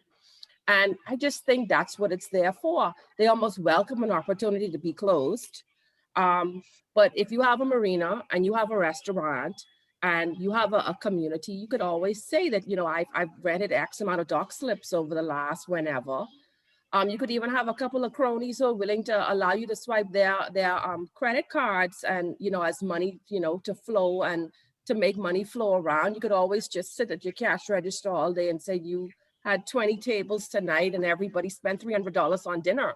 It has to be, the restaurant, the marina is too much of a gem for them to not be interested in doing more business, having a more lively attitude towards their customer service. So I personally believe those people have to be laundering money. because it just doesn't make sense. You're just existing. You know, something's wrong with it. So let me throw a little bit of oil on the fire. For all y'all who's beyond Bay Street, y'all see all these little jewelry stores that opening with the foreign people? That's all I can say. I just wanted to make a comment. This is pretty basic though. I think that's where money laundering got its name from a cash-based business, like the laundromat that you could just pool drug money into, or any money that's generated from criminal activity. And you really can't say how many people came to wash their clothes. So you could put any figure down when you accounting for the funds that was made that day. So it's pretty easy to launder money when you're running a cash-based organization, especially like restaurants or mom and pop shops, or even these downtown stores that you're talking about.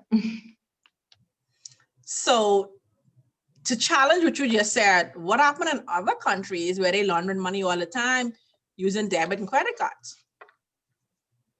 I think that's a part, actually some place just came into mind. I'm aware of a place here in the Bahamas that it's a tourist attraction, and they had a few employees that were actually committing fraud with the credit cards. What they would do is when a tourist would come up to pay for a particular item and the item cost say $40, they would swipe like maybe,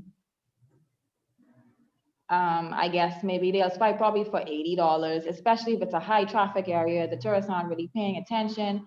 Or if they can't swipe it to a value that's close to what the item is paying for, what they'll do is they would run the card twice and swipe it for another $100. And then they will turn in all the receipts. And sometimes either they'll take whatever they swipe the credit card for, they would then take that amount of cash out of the cash register.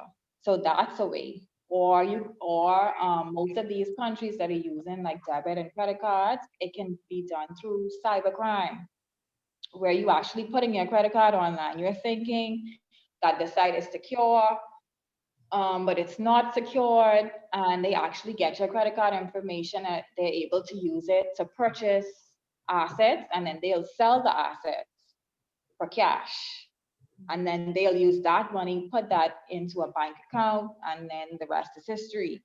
So it's a lot of I find that criminals have gotten smarter because the regulators have gotten a little bit tighter with the rules and the regulations and the legislation. So now they're getting really creative on how to do all these things, especially with technology. So you have to be careful when using your credit card online and your debit card. Agreed. Okay, great. Great examples.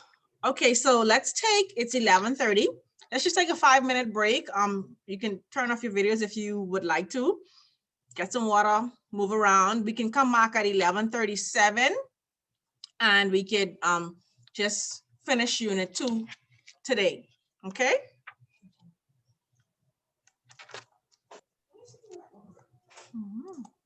Okay.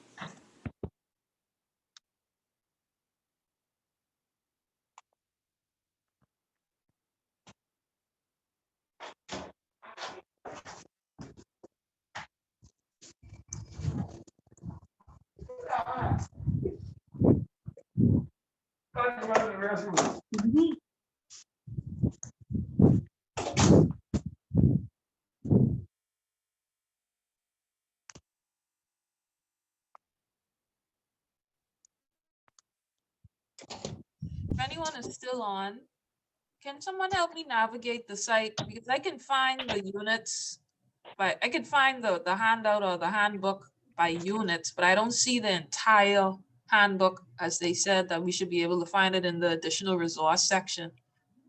So if you know where to find it, can you let me know, please? I want to print the whole thing out.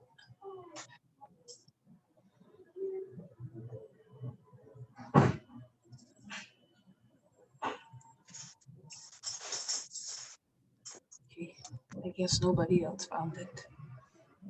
Hi, Miss, if I can help you, I didn't get my sign-in information from ICA, so Miss Dean's emailed me.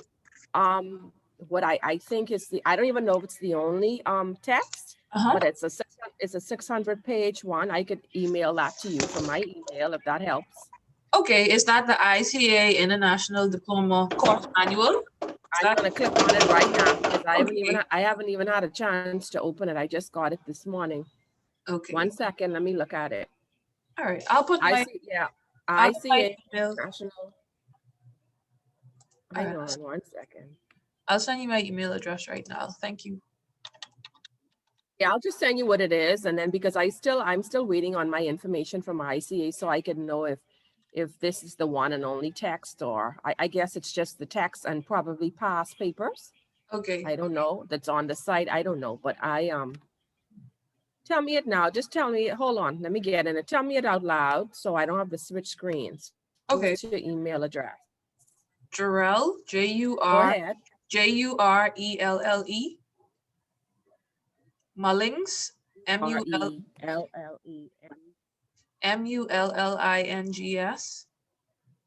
@gmail.com.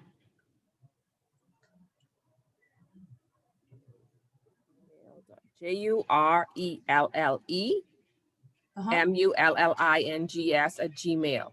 Yes. Right? Yes. Okay, and you'll see something from Maria. You'll see something from Maria G. Wells @gmail. I just sent it. Thanks, Maria. Yeah, so I don't know what else it is besides that, but that's what I have. Okay.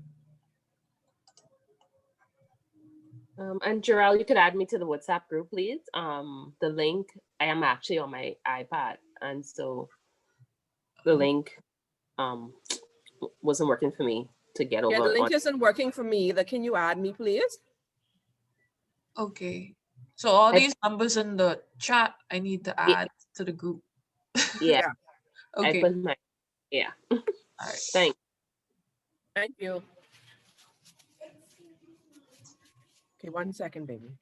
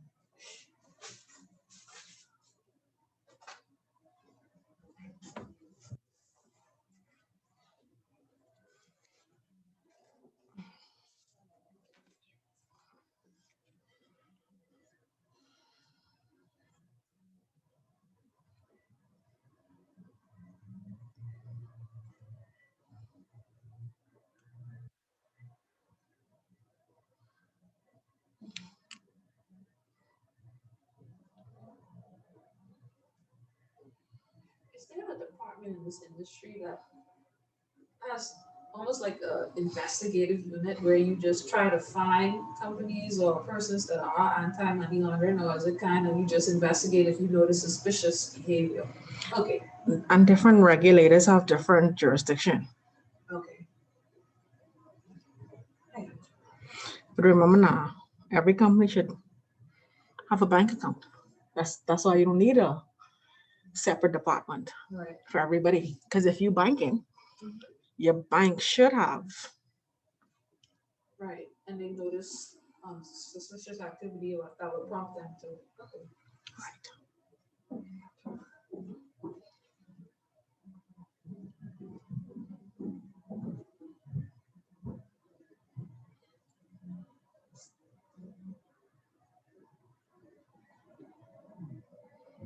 Time for us to go back.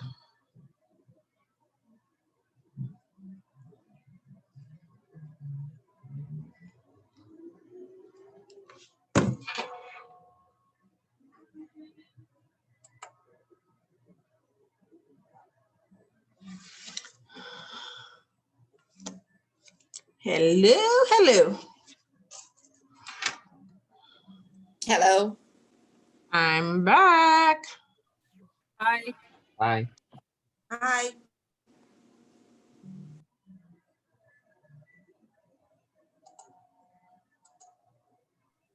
Hello, hello. Hi. Is everybody back? Yes. Well, I don't know.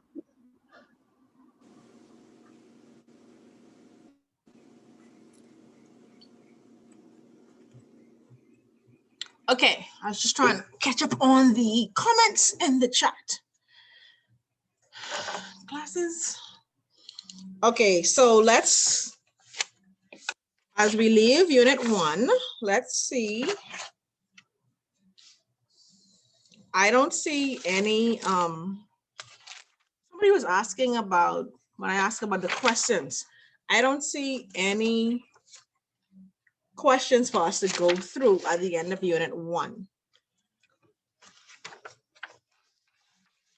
So I think it's safe for me to say that we can move on to unit 2. Yes? Who's asking about, somebody that read?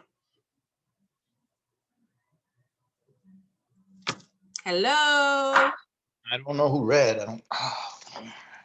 There were 2 people that read. I can't remember who it was. And someone said that they have questions, but we're going to go over them.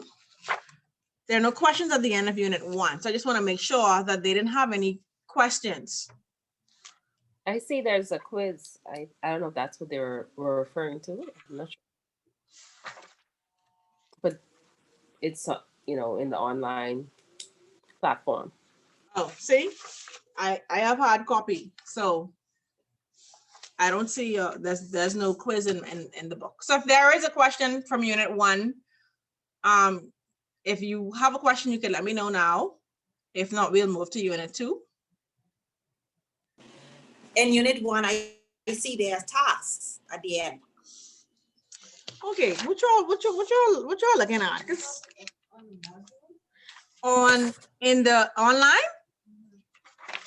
Yes, I see at the end of unit 1, it has a task. I don't know. What the task is that the quiz you're referring to, DeAndre?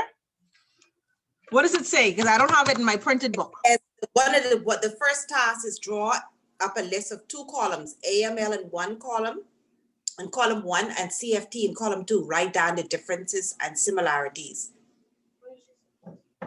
Okay, Jarrell says, where are you seeing that?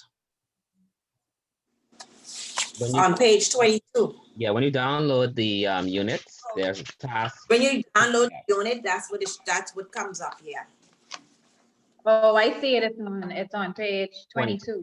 Yes. It's Page 4 22. So those are Yes. in the form of questions. Yeah, they're tasks in the form of questions. But Yes. I think we basically covered question 3. I think we talked about a few of them already. Yes, we covered them already. Basically, we did. Okay. Yes. So we could move to unit 2. Okay, cool. I don't have what you guys have online. I have a printed, I printed material. Because obviously I'm not teaching the entire course, right? I mean, I have access to it, but I don't go online because I use my printed material. Okay, so unit 2, the international contacts. Now, everyone on this course, I hope you're familiar with some international body that is related to the AML, CFT, PF regime. Yes? Yes. Yes, yes. Anybody care to share of any of they know about? There's FATF, the Financial Transaction Task Force, the European Union, where we always seem to end up on their blacklist. So those are the 2 major ones. You missing something? Okay, what am I missing? The United Nations? United Nations and the OECD. You have UN, you have OECD, you have C5F. You go on to 5F and you forget C5F. You in the Caribbean. Well, I kind of skipped over C5F because it's one of the 8 branches of FATF, one of the 8 organizing branches. But it's very important for us because those are the ones that do our peer reviews. Yes, you are correct. Right? Is everybody familiar with them, with those organizations? Those names ring a bell? If not, you have to get familiar with them because your entire AML life is going to be based on things that come out of those organizations. AML, GRC, risk, governance, all of that, compliance. Those are the global standard setters. So EU, CFATF, EU, CFATF, FATF, UN, OECD.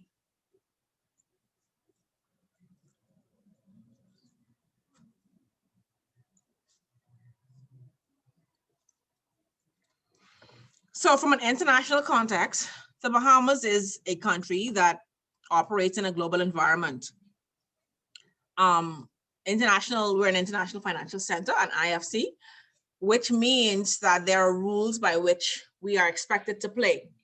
Now we can get into whether the rules are fair, we can get into whether the rules shouldn't be adhered to in this country because we're sovereign and all of the other things we can talk about, but we're not going to get into those rules. The fact of the matter is, if we want to be in the game, we have to play by the rules. Whether or not the playing field is level can always be discussed, but it is what it is, right? We find ourselves as a jurisdiction that have to be compliant with international standards, whether we want to or not. If you don't want to play by the rules, then like last year, we end up on a blacklist, right? So the standards, we're not here to discuss whether they're right or wrong. We're just here to discuss what we need to do to ensure that we stay off a blacklist or a gray list, because it's important that a small country like the Bahamas not be listed, because it affects the country economically. It affects how we do business. It affects how we conduct our lives. We may not think about it, but when we're on a blacklist, banks sometimes don't want to provide services to you anymore. Correspondent banks sometimes withdraw their services from the retail banking in the country. And we don't see it day to day, but as a compliance professional, this is something that I'm very much familiar with.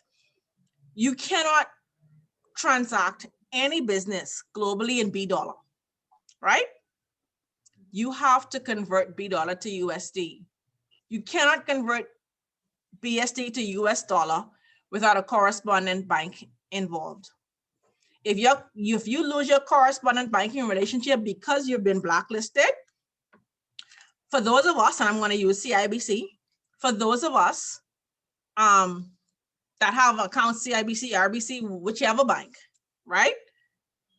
Ain't no buying Amazon because your B dollar can't convert to US dollar. And for someone like me who like to shop online, Houston, we can have a little problem there, because I'm gonna need my card to be able to be accepted on US sites, right? You can't have access to a US dollar account without a correspondent banking relationship. So it's extremely important that the country on the whole be compliant with international standards, because we're small, number one. Number two, tourism is our greatest contributor to GDP, and we've seen how that's gone over the last year. We need to be able to conduct business, right? We need to be able to have our lives as normal as possible, and that involves purchasing things that are outside of the country. We import a lot of things in this country. So just think of your daily needs, your daily necessities. Most of it is imported. Somebody needs to be able to purchase that for you to buy it, even if you buy it locally, right? So we have to ensure that we are compliant with international standards. If not, then it influences and it affects our day-to-day life. And for those of us in the financial services industry, we know what it is to be on a blacklist. Because even to date, being on the French blacklist have cost 2 colleagues of mine their jobs.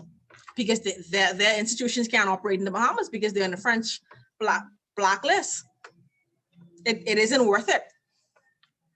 Because if you're getting 75% withholding tax, what's the sense of being in business? What's the sense staying if that's what you have to pay because we're on a blacklist? So there are serious consequences for being on blacklists, and not because you don't know of anybody or not because it doesn't affect you mean that it's not affecting other people, right?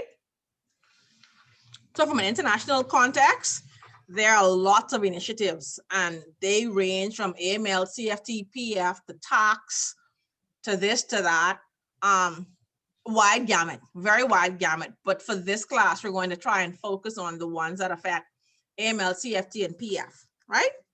So like we said, there's FATF. You have to be familiar with FATF and its 40 recommendations, because that is where all of this risk rating, risk-based approach, risk assessment, risk this, risk that originated. If you're not familiar with FATF, you don't need to be an AML. Because the 40 recommendations, although not law, countries have enacted laws based on these recommendations, so they have the force of law. Yes, this is what they go to Parliament to come up with, the FTR and the Proceeds of Crime and the Anti-Terrorism Act. All of those acts are based on the 40 recommendations. That's been proliferated by FATF. And if you think about it, FATF ain't even a country, right? It's just an organization. It's not a country. The OECD is not a country. The UN is not a country. These are just organizations that come up with rules that pretty much the entire world, G20, has to follow. And if you are outside of the rules, then you get put on that blacklist, right? So you have to be familiar with FATF and the recommendations, the 40 recommendations. FATF just come around in 1990. And if you know anything about banking in the Bahamas, you know in 2000 we were blacklisted. And we've been on and off those lists for the last 2 decades. So that should tell you how influential those recommendations have been and continue to be. And so now we're moving just away from AML, like I said earlier. We're now into tax, CRS, right? FATCA. These are all things that compliance professionals are responsible for in their organizations. Back in the day, I could care less about taxes because they ain't nothing to do with me. But now I got to make sure that my organization and their clients are tax compliant. If not, I'm breaching our rules because we have signed all of these treaties and we have signed on to all of these agreements that say that we're not going to be non-compliant or have non-compliant citizens of other countries have their money in the country. So now we're going from that to commercial entities, right? We have BEPS, we have CESRA, we have so many new laws coming into place, right? Building on AML, CFT, PF. Because back in the day for us, it was like, oh, you know, low tax jurisdiction was what we said we were, which all citizens do with their money up to them, but not now. It's almost as if we have to ensure that citizens of other countries are tax compliant in their country or this country as a whole gets in problems for it, right? All of that is building on just international initiatives because none of it is law anywhere. Countries have to enact laws based on all of these global recommendations and initiatives. So you could talk about FATF. We could talk about FATF all day, but just ensure that you familiarize yourself with FATF, what FATF does, and why FATF does what they do. FATF has groups and members. Like I think it was Saran that spoke to the fact that C5F is actually one of the 8 regional style bodies of the FATF organization globally. FATF uses their recommendations and they have come up with what they term evaluations, peer reviews, and things of the like, right? Where they have member countries come into your country and they review your system, your laws in place, not only from a technical standpoint now, but also from an effective standpoint. So having a law on the books is not sufficient anymore. They have to be able to see how well is the law in place, how well is the law technically carried out in the country, right? And practically, not just, oh, we have it written, right? How effective is it? It's almost like in your home, you have unspoken rules or rules. I mean, I have kids, right? There are rules. But if you ain't enforcing them, the children ain't check in. If you say be in my house by 12 o'clock, but they come home 12:30 and you sleeping, you ain't check in, then they can come home 12:40 the next night or the next time. And until you say, hold on, wait, we have a rule, you be in the house by 12 o'clock. If not, these are the penalties, right? So when you start attaching penalties to expectations and rules, then you start showing how effective the rules that you have in place can be. Should you decide to break the rule, then you can expect this penalty or this consequence to happen, right? So FATF is doing both now. Initially, it was only making sure you have them in place. So countries was, were enacting laws just because. Now we're not just enacting just because, we're enacting and enforcing. Remember a couple of years ago, it was said, oh, we don't have enough STRs in the Bahamas. And I'm like, who's counting, right? So now we have too much STRs. Are they just being sent in from a defensive perspective, or are they actually STRs? Because what's the sense of the STRs number going up and the quality of the STR going down? That just don't make sense practically, right? Or logically. An STR is a suspicious transaction report, right? That's given to the FIU when there is a suspicion of money laundering, terrorist financing, proliferation financing in an organization, in a financial organization, which would include a law firm, real estate, jewelry, brokerage, all of those, insurance, all of those companies, gaming.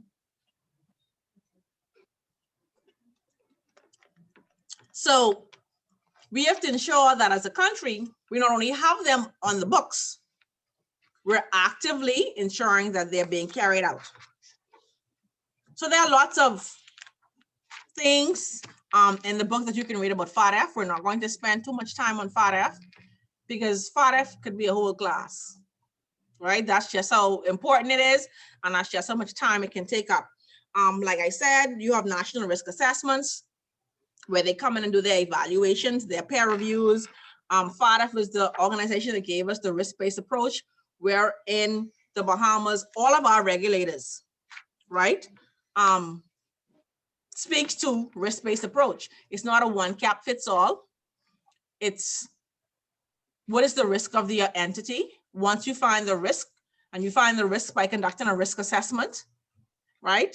And then you determine, okay, from the risk assessment, we see where our risks are, and the regulators expect you to put in mitigating factors against those assessed risks to ensure that you have the mitigating factors for them. And then there are some risks that are just inherent. The mere fact that you're in business, risks come along with having a business, right? So then you have to ensure that even those inherent risks, you find a way to monitor those risks and control those risks as best as possible. If you cannot control the risks, then the regulator would advise you or suggest to you that perhaps that's not a risk you should be involved with, right? So you would terminate that specific product that you're offering, or terminate that relationship, or decide that that's not a market that I no longer can be in. That's a market I no longer can be in, right? So when you get to the other section of this course, GRC, governance, risk and compliance, we will get more into risks. But that's where the risk-based approach came from, FATF. And that is huge as it relates to AML, PF, and CFT. Any questions on that before we move forward? Not so much of a question, but just an observation.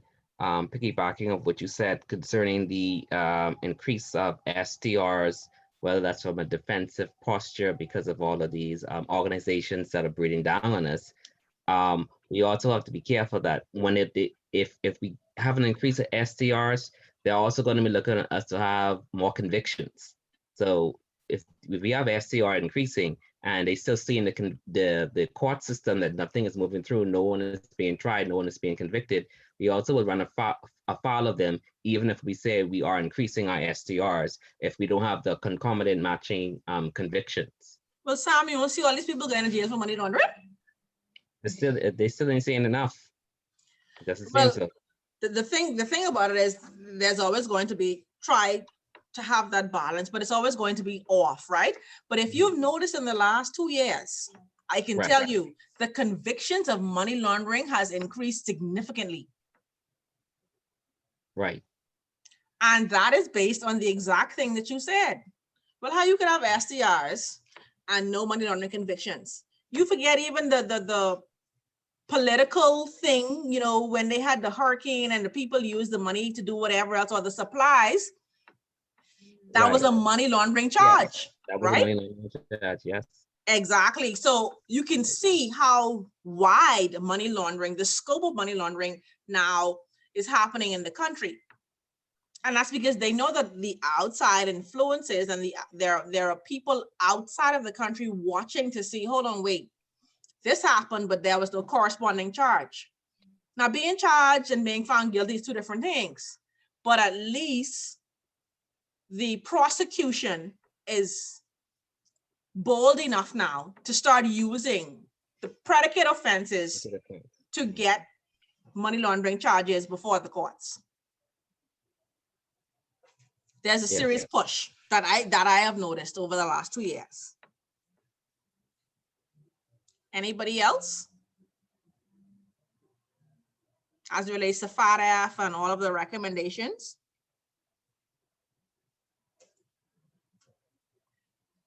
Okay, so let's move on to the European Commission and Council. That's another governing body. Everybody knows the EU, right? The European Union, big block of countries. They are what I would consider to be a very powerful block. However, from looking at the EU, FATF, OECD, you can see that they are a lot one and the same because it's the same countries, right? A lot of FATF countries come from that EU block. And it amazes me sometimes when you can go on the FATF website, because you can see the risk assessments of all the countries, and you can find that, okay, this country is largely compliant or mostly compliant, and then their own members are non-compliant, but they don't make it to a blacklist, right? It always boggles my mind, but we'll leave the politics for the politicians, but it's something to think about when you are in this space. So you can't go into compliance thinking everything's fair, because it isn't. You'd be in for a rude awakening. It isn't. So once you operate on that premise that some things, it is what it is, you can't work in this space, right? And then you think about the fact now that the UK, which is a major country, is no longer part of the EU. I am waiting with anticipated breath to see how that is going to affect the AML, CFT, PF regime, because it is stated and it is written in, I mean, lots of publication that London is one of the most criminal as it relates to money laundering cities in the world. They have numbers or estimates of how much money is laundered through the City of London annually. And so far, they have the highest number. Them and the US, members of FATF, but no longer member of the EU, right? So it's interesting. And I'm saying all of that to say, we have to watch to see how these things develop, how these things play out. Because like I said to you, this space is dynamic. It's a dynamic space. Something always moving, something always changing. So we have to make sure that we are abreast of what's going on and try and keep up to date. We're a small country. Small fish in a big pool, right? They issue lots of directives, and their directives are extraterritorial because it affects organizations that are headquartered in any of those countries and their citizens wherever they are globally. So even though you may say, well, you know, the EU, we're not part of the EU, we ain't got to follow their rules. If you have clients that are EU nationals, the rules affect you no matter which country they live in. So as a small IFC, we have to be cognizant of all of these things, right? We getting pulled from the left, right, front, back, center. All of those things affect us. So the EU directives also affect us because obviously we have banks that are headquartered in Europe. We have banks that are headquartered in the UK before they left the EU. We have banks that are headquartered in Switzerland, even though they're not a part of the EU specifically, they're whatever the partnership is between them. So we have to ensure that as a country, we try to stay compliant with all of these things if we would like financial services to continue the way it is at the moment. What's the benefit then if we have to enforce all of these regulations that are imposed in their home countries? What is the benefit of them of doing business in the Bahamas? Jarell is asking, what is the benefit of clients doing business in the Bahamas if we still enforcing all of their home laws? Does anybody have an answer for her before I answer?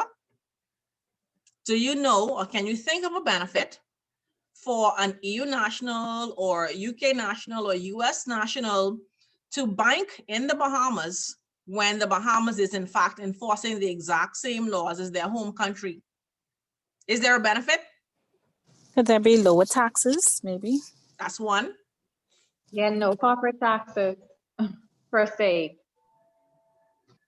That's And one. as it relates to trust, I know that a lot of clients from the EU are, they're still interested in having trust structures governed under the laws of the Bahamas.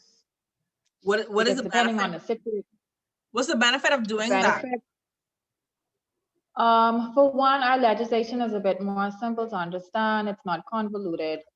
And depending on the way that they set up the trust, they can avoid certain heirship laws, even though heirship laws may still trump the way that an asset is being transferred into the trust. Like for instance, real estate.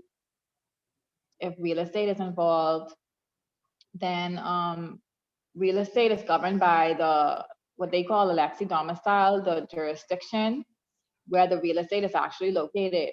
So the real estate may be governed by the heirship laws, but if they have monies in a bank account in the Bahamas, depending on the time in which they set up the trust and how they set up the trust, it'll be protected from certain heirship laws. If they want a particular beneficiary to gain access to their assets after they die. And also the Bahamas, from a trust perspective, we give settlers the right to reserve certain powers. So you can have a trust, but you can still have a settler directed trust where in essence, you would have given away the funds, but you still control what is done to it. So that can be a benefit as well. And apart from the just corporate, piggybacking off of what you said, it made me think about how you were saying about how the settler has reserved powers and then the SCRs that were written. I was thinking about when you guys were having that conversation that I know the law almost shields you a bit, because if you're the banker And perhaps you could go into this just a little bit for me. If you're the banker and you are involved in the money laundering process unknowingly, and you've done your research, you did your source of wealth, source of funds, and somehow the client changes, they change the type of services that they would have done before, and they're now involved in some criminal activity after the fact. And you've taken in this money thinking it came from a legitimate source. I know the law permits you to be able to, once you, at the point in which you find out that you've been involved in it, you have to file the STR to cover yourself. Otherwise, you're not protected by the law. And I think too, that's one of the reasons why our legislation has, they may feel like we're hiding behind it in a sense, but it gives us a protection, the people in the industry, a protection to know that in the event that you're not aware that you're involved in this, that you can then file the STR. And I think that's one of the reasons why too, a number of STRs have been filed, because some people may have just been filing in caution, but then you have to be careful with that as well. That's just an observation. Yeah, and I think your observation is kind of right, because when you think about it, there are statutes of limitation on a lot of things, but then there are some crimes that has no statute of limitation, right? So if you don't know and you did not willfully participate and you file an STR, you would have absolved, right, all of your responsibilities, because there's nothing left for you to do. But if you willingly know or should have known and did nothing about it, the STR gives you that, like you said, I wouldn't say protection, but that's the word that you use. Hey, I didn't know. It came to my, what's the word I'm looking for? I now know about it, right? I think the word is immunity. It gives you a sense of immunity to a certain extent. Yes, it does. Because once you find out, you're made aware, or you have knowledge, or you have suspicion and you file, then it's no longer, the duty is no longer on you, right? You would have filed the STR. So the FIU and the police have to take it from there. So that is correct. So there are benefits, to be honest. And then two, remember now, we've been encouraging people, encouraging persons for years, come live where your wealth is. We do permanent residency by investment, right? You buy a house for X amount of dollars, you move your company here, you live in the Bahamas, you get to enjoy perfect weather year round. You live here. So there are benefits to having your monies in a country that you're not resident in, even though we're going to enforce the rules. And let's be honest, persons that are legitimately wealthy, they don't have an issue with the rules. There's no issue with the rules. And there may be some tax benefit. I think somebody said it. From a corporate perspective, the corporate taxes are lower here. We do have taxes in the Bahamas. We just don't see them because they're not direct, right? You pay customs, you pay VAT, you pay tax on real estate, you pay, we stamp tax. We pay taxes. It's just that it's not coming out of our salaries. Income tax is what we don't pay. And so people think, oh, y'all don't pay taxes. Yeah, we pay tax. We're a heavily taxed jurisdiction if you think about it. But a lot of it is consumption-based tax, right? If you don't go away and you don't buy nothing, then you don't got to pay no tax to bring it in. If you go in the food store and you only want bread basket items that are tax-free, by all means. So we have to look at it from, both perspectives. Anybody else before we try to continue chapter 2? Unit 2, sorry. So then there's the IMF. The IMF was here recently and gave an evaluation. Y'all could Google it and see what they said about the Bahamas. Luckily for us, we've still been able to keep our dollar value 1-to-1 to the US, which is a good thing because my Caribbean brothers and sisters, most of them can't say the same thing. I've done extensive travel in the Caribbean for compliance. And I can tell you that we are the envy of the Caribbean as it relates to US money, proximity, and all those things. So it's important for us that we, no matter how bad the economic situation looks, we try to maintain that dollar value. They also do assessments, and like I said, they literally just released an assessment this week, so you can Google that to find out. The United Nations is important because this is the organization that deals mostly with drugs and crime and also sanctions. The sanctions regime is built on the UN sanctions regime, and in addition to the OFAC sanctions regime, OFAC specifically out of the US, but the United Nations, based on our regulation and laws that came into effect in 2019, we're using it to do all of what we can call answers in the industry. That's the United Nations Securities Council resolution. I'll get that. United Nations Securities Council resolution reportings. So there are certain conventions on the United Nations, the Vienna Convention, Organized Crime Convention, the Conventions and Securities Council, regulations against terrorism. They have a convention on suppression of terrorist financing.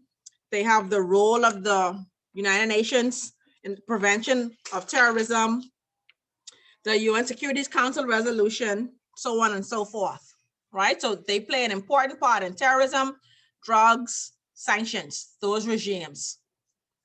And then there's a Basel Committee on Banking Supervision. This committee is generally geared towards liquidity and risk, credit risk, liquidity risk. Every country around the world, especially international financial centers, abide by the Basel Committee on Banking Supervision rules. Even central bank, all of the central bank liquidity ratios, all of their guidelines are based on this, right? Especially since the crash of the financial industry, 2007, 2008, the US crash that spun around the world, right? It went global. So when you talk about banks being well capitalized, banks having liquidity ratios, the lending ratios, the credit ratios, all of those things stem from Basel. They have Basel Pillar 1, Pillar 2, Pillar 3, Pillar 4, right? And when we get to GRC, we will go more into Basel. For anybody that's in a risk department, I think there's one person. There's also a risk cost that the Institute offers if you decide at some point that you want to just go specifically into risk. It's a very interesting course, but it really opened my eyes when I did it to how much risk plays a part in any environment, especially financial services. Then there's the OECD. We talked briefly about them when we spoke about the EU. They also have standards that they set, global standards, minimum standards that are expected to be maintained by countries. Then there's Egmont Group. The Egmont Group is the group of FIUs. So globally, there's a group of FIUs, and they meet and they discuss trends, right? They put out papers and they give examples of what they're seeing globally as it relates to trends and as it relates to STR reportings.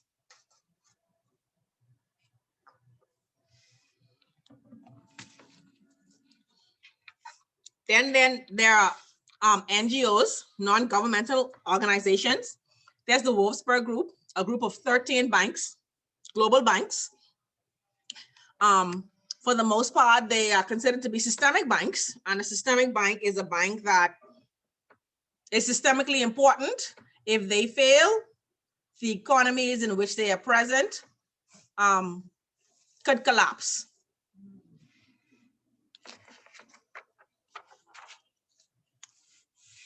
And it tells you who the banks are, the group members, right? Then there's Transparency International. This is an agency that rates transparency. It rates criminal activity, it rates corruption, right? And the Bahamas is on this list. You can go and see where we are, and you can see where we've moved, if we've moved, how we've moved. You can go and see the trends of countries which they think is the cleanest country as it relates to corruption in the world. It's a Nordic country. It's been a Nordic country for years. So they talk about corruption and bribery of like officials, political officials, foreign political officials, domestic political officials, right? They use this as a scale to determine how corrupt a country is. Which organization is that? TI, Transparency International. Thank you. And obviously, you know, if corruption is involved, anti-money laundering ain't far, right? Because it makes no sense being corrupt if you're not deriving a benefit from your corruption. Yes?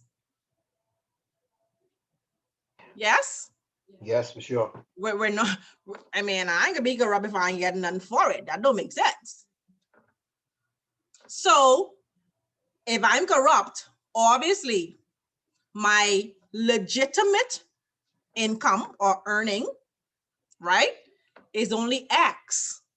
But if I'm corrupt and I'm getting some stuff under the table or a certain percentage of whatever the corrupt dealings are, those proceeds, they have to be laundered. Yes? Because there is no way, as an example, I'm a government worker. Well, I'm going to use you, Mr. Ferguson. Mr. Ferguson is a law enforcement officer. He's at a specified salary. But Mr. Ferguson driving a Maserati. How? Right? Mr. Ferguson, from the Proceeds of Crime Act now, can be forced to show how he got that. Now, if Mr. Ferguson ain't corrupt, he could say, listen, my daddy, I don't know if his daddy's alive or not, but I'm just saying he inherited it. Let's just put it like that. He should be able to prove that. Now, if Mr. Ferguson can't prove how he get this Maserati, then he have to prove that he ain't corrupt, right? And obviously, whatever monies Mr. Ferguson would have derived from his other hustle, yes, he got to launder. Because the bank already know Mr. Ferguson making X amount of money, and Mr. Ferguson on his X amount of money should be able to have X amount of assets. It just is logical. In the Bahamas, we don't have it yet, but in the UK, they have a law where you can be forced to prove your wealth. And if you can't prove it, you know this happened, right? It can be taken away. So transparency, because I think we're going to end up there. Sherry, I see your mouth moving, but I can't hear you.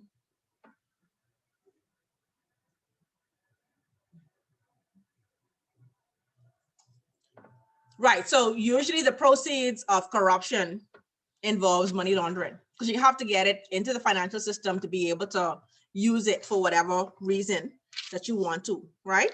So there are beneficial ownership issues that obviously we will talk about as we go through this entire course. There's the transparency and beneficial ownership inside the book. It speaks to that. And a lot of times people look at the Caribbean, the Bahamas being one of the countries where they say we have shell companies, right? But if we know our beneficial owners, it doesn't necessarily mean you need to know who the beneficial owner is. As an organization and as a country, we know who our beneficial owners are. We've always known for the most part of our corporate structures. You just don't know. But now, you know, there's a push to have beneficial ownership registries public, which I don't think is necessarily fair because there are some legitimate reasons why people set up corporate structures. There are some countries, if people know that you're wealthy, you get kidnapped. Your children, your family members, they get kidnapped for ransom. So there's a legitimate reason to not have any of your business public, right? And then there's also the inheritance aspect of it. If you know you have 3 children and 2 of them are progressive in life and one of them just they decide they don't do nothing with their life, you may want to make provisions for them, but you may not want them to know that you've made provisions for them, right? So there's a way you set up a corporate structure, a tax, a trust, or whatever it is. There are legitimate reasons for doing certain things. So having a corporate structure does not necessarily mean that it's an illegitimate reason for doing it, right? And you could be very transparent because your provider, your service provider, your bank or trust company will know who you are. That don't mean the public need to know who you are. Yes? Then there are international anti-corruption conventions. The OECD has one of them. It speaks to bribing foreign politicians. The US also have laws. It's called the FCSPA. I thought about it before and I'm like, there's so many extraterritorial laws between the US, Europe, the UK, that is very difficult, doable, but difficult to be in a country like the Bahamas that have to ensure that we have all of what they're saying in our laws to get away with certain things, which is why, for the life of me, I don't understand how we get treated differently than the bigger countries, but that's a whole next question and topic, because we are making sure that we don't want to follow the US, you don't want to follow the UK, you don't want to follow the EU, right? But people in their home countries are running to follow them every day. Agreed, So, 100%. pardon? No, I said agreed 100%. Like if you look at what's required to do business here and in Jamaica, countries that are risk rated 5 versus doing business in the UK or the US, I mean, there's no comparison. It's much more difficult to even set up a business account here than in those countries. And when they come here, they complain that it's so much required, so many forms to be filled out, so much they have to disclose. But yet we're still treated as though we have these AML ATF deficiencies, when the big countries, I mean, they allow people to do just about anything, and there's very little transparency or accountability. So I agree. It's totally a unfair playing field. Right, but remember I said just a couple of minutes ago, don't come in this industry thinking it's fair. Agreed. Right? Fair don't necessarily exist, because it can take me, well, actually it took me months to try and set up a corporate account for the company that I work for.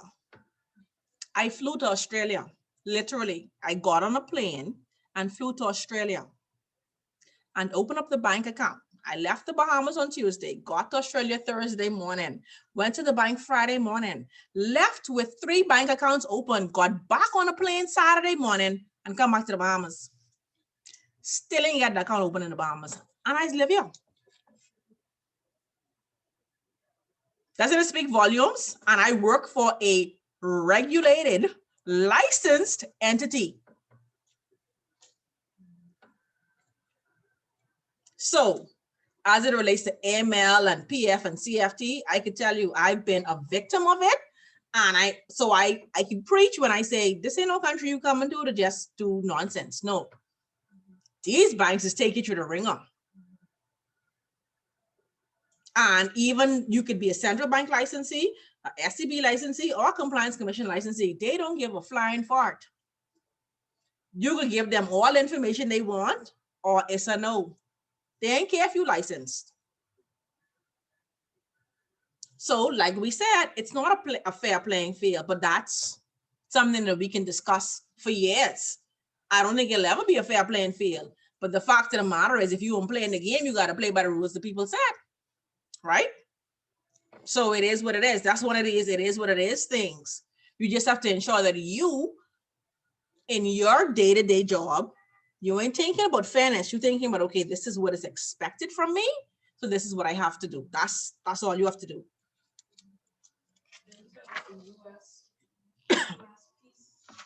I can give it to you.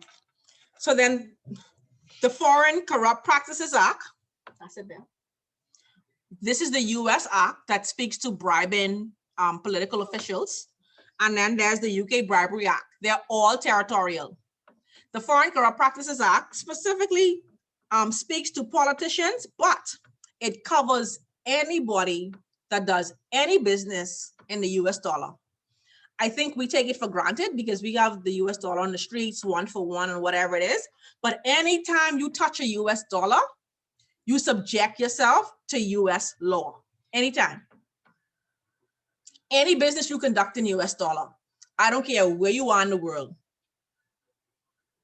you submit yourself to US law.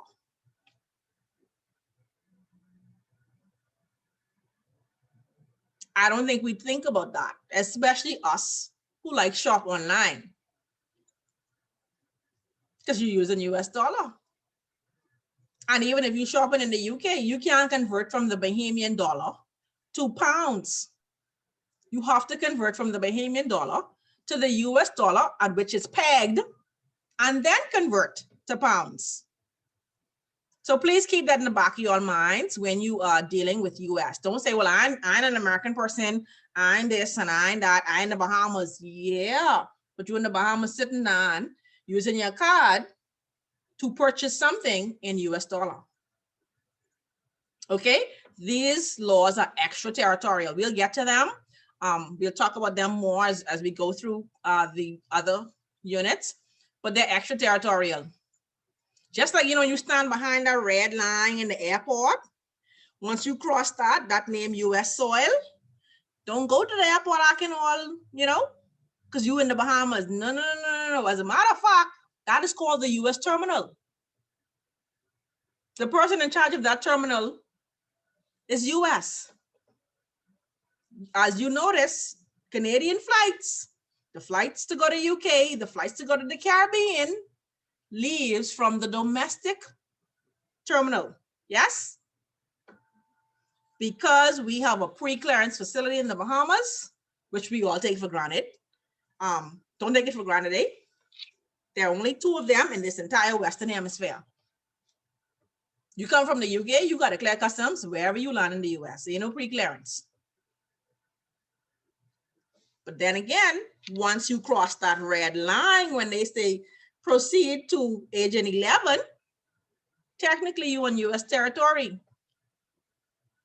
Yes?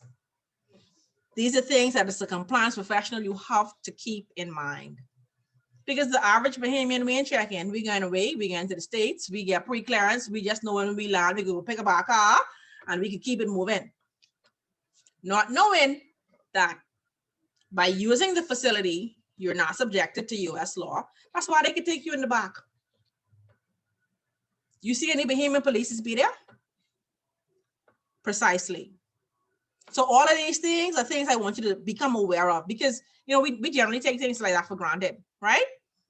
But the US and the UK and the EU, they have extraterritorial laws that govern the way we do business, period.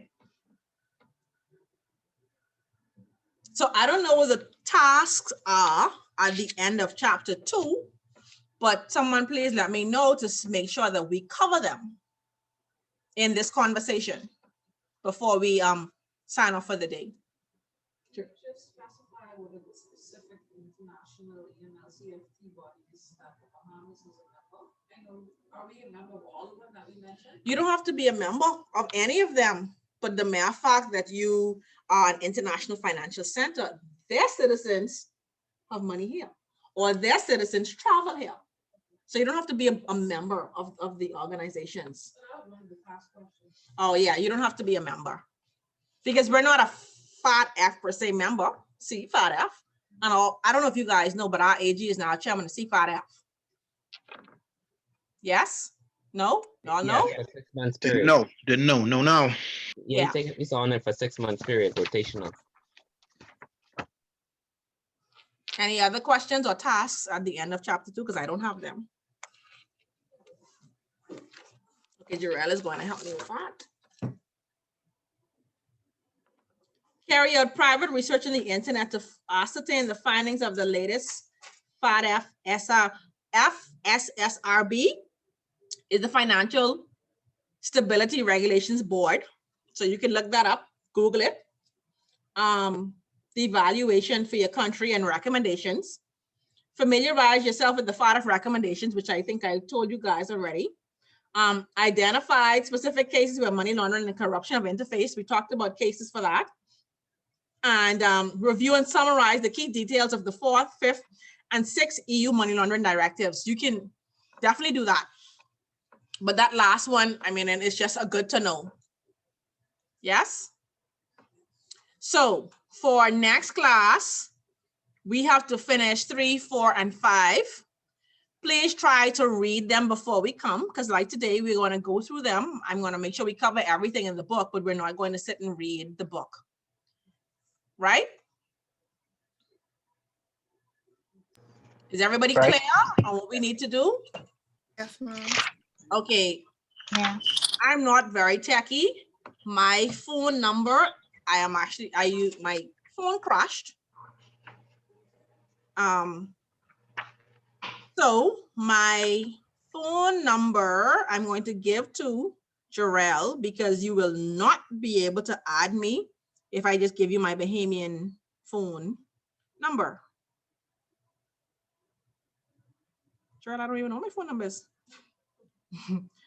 Let me find my phone number. What in the world? How is that my number? That ain't my number. Anywho.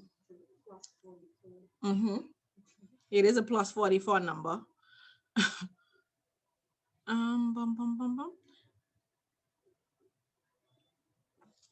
Okay, so are there any other questions for me? I'm going to give Jarrell my phone number to add to the group, okay? So I won't put it in the chat because I got to figure out my phone number is first. Any other questions for me before we end for the day? Quick question. You said you're going to give her your contacts put into the group. I was not here at the outset. I just wanted to know if you meant like a WhatsApp group or. Yes, if you look in the chat, oh, I don't know when you came in. Most people at Paris have agreed to be in a WhatsApp group. I told them that's the best way to communicate, kind of get to know your classmates. And I've also found that it helps. I know my last 2 classes, they did their studying together. They went over their questions together. You don't have to, say what your exact answers are, but it helped because certain people knew more information than others. And so they were able to kind of help each other to kind of ensure that nobody failed. It was just like a team effort. Even though you're doing this individually, I find that it helps when you have a class with people that are like-minded as it relates to trying to pass this course. Because if you're just coming into AML space, this is not something you can just jump into and pass on your own. You need help. Agreed. So if you look in the chat, there are some numbers. I think Jarrell created a WhatsApp group. It's not mandatory. It's definitely for your benefit. But I will definitely be in the group to assist if people have questions during the week. Because sometimes you may be reading something and may not understand. I try to be very proactive with answering, but as you are well aware, I got my own life going on too. So don't feel no weight if I don't answer you right away, but I will respond at some point, okay? Everybody good? Okay, yeah. So far, so good. Okay. Yes, so very good. If everybody Okay, so you said that we're gonna be covering units 3, 4, and 5 next week. Yes, because Ms. Quant, you trying to get to February 28th. So let's cover what we can cover so we have time just for you, okay? Yes, ma'am. Okay. So if there's nothing else, we can say goodbye. Please be safe. Try obey the curfew. Hey, I want you all lock up.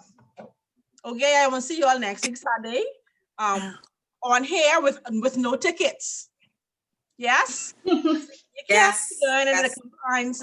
Yes. You can't be going into the compliance industry with a little police record because you get a ticket and you ain't pay it. That ain't gonna look good because you know when you're coming into the industry, people like me, we search you up, right? And police record is mandatory. Wow. So and you wanna know, we ain't want y'all being no mix up and y'all ain't reach good yet. Yes. Hold on, this traffic ticket too?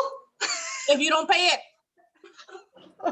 Well, I know we had a conversation in our school group where I think if you break the curfew, it goes on your police record if you're charged. No, only if you don't pay it. If you don't pay it, only if you don't pay it, yeah. If you don't pay it and you go pick up your police record, sweetie, they're gonna be right there waiting on you. Wow. So let me ask a quick question about that trading on the line, like how everybody can trade online now. Is that a compliance implication?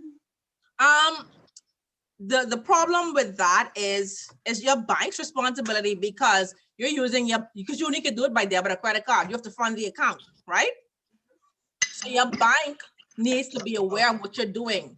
And if something goes wrong, the onus is going to be on you and your bank because they would have issued you the debit or credit card. Yes? Okay. And just as a side note, y'all don't be joining all these trading things if you only know what they about, okay? I'm a CEO of a trading firm. Trust me, 90+% of people lose. I asking y'all. This is what I do for a living. Okay? Don't do it. It may look good, it may sound good, and you may get a couple of dollars at the beginning, but I can tell you what the statistics are. It is a very profitable business to be in. For the owners of those companies, you ain't gonna win. I telling you, I asking you, you ain't gonna win. Okay? And only because you asked, Annie. No, because people have been trying forever to get me to join, and I've been very hesitant. Don't do it, Annie. I run a trading company, and I can tell you, I tell my clients, come do it. Y'all come do it. Come. Y'all come. Sign up. The platform here. Come. However, none of my clients are Bahamians. I work for an Asian company. So I know them if they lose their money and then do it me, right? But Bahamians are not versed in trading, especially when they're trying to trade foreign currencies. Gold, don't do it. That's my tip of the day, my practical tip of the day. Unless you have a professional trader that you know personally, you ain't gonna win. The markets go always, it's just like gaming, and you know that the house don't lose. Yes? Save your money, child. It's a my little godchild is a pandemic. This is a pandemic. Don't waste your money. Save your money in this pandemic. I receive it. Yes. Thank all right. So we're good. We're set for next week. See you all next week. For the 2 people that want to come to class, I will be here along with Jarell, I'm sure. Make sure bring your mask because we are doing the 6-week social distancing thing, but I'll be here. Okay, thank you. All right. Thank Goodbye, you everyone. so much. Okay. Have a great week, Bye. Have guys. a good one. Class. Good. Bye. Bye-bye. Bye-bye. Okay, bye-bye. Bye. Bye. Bye.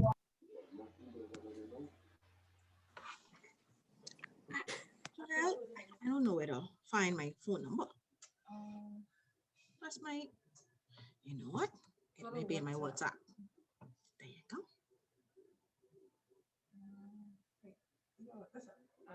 Android? Yes, ma'am.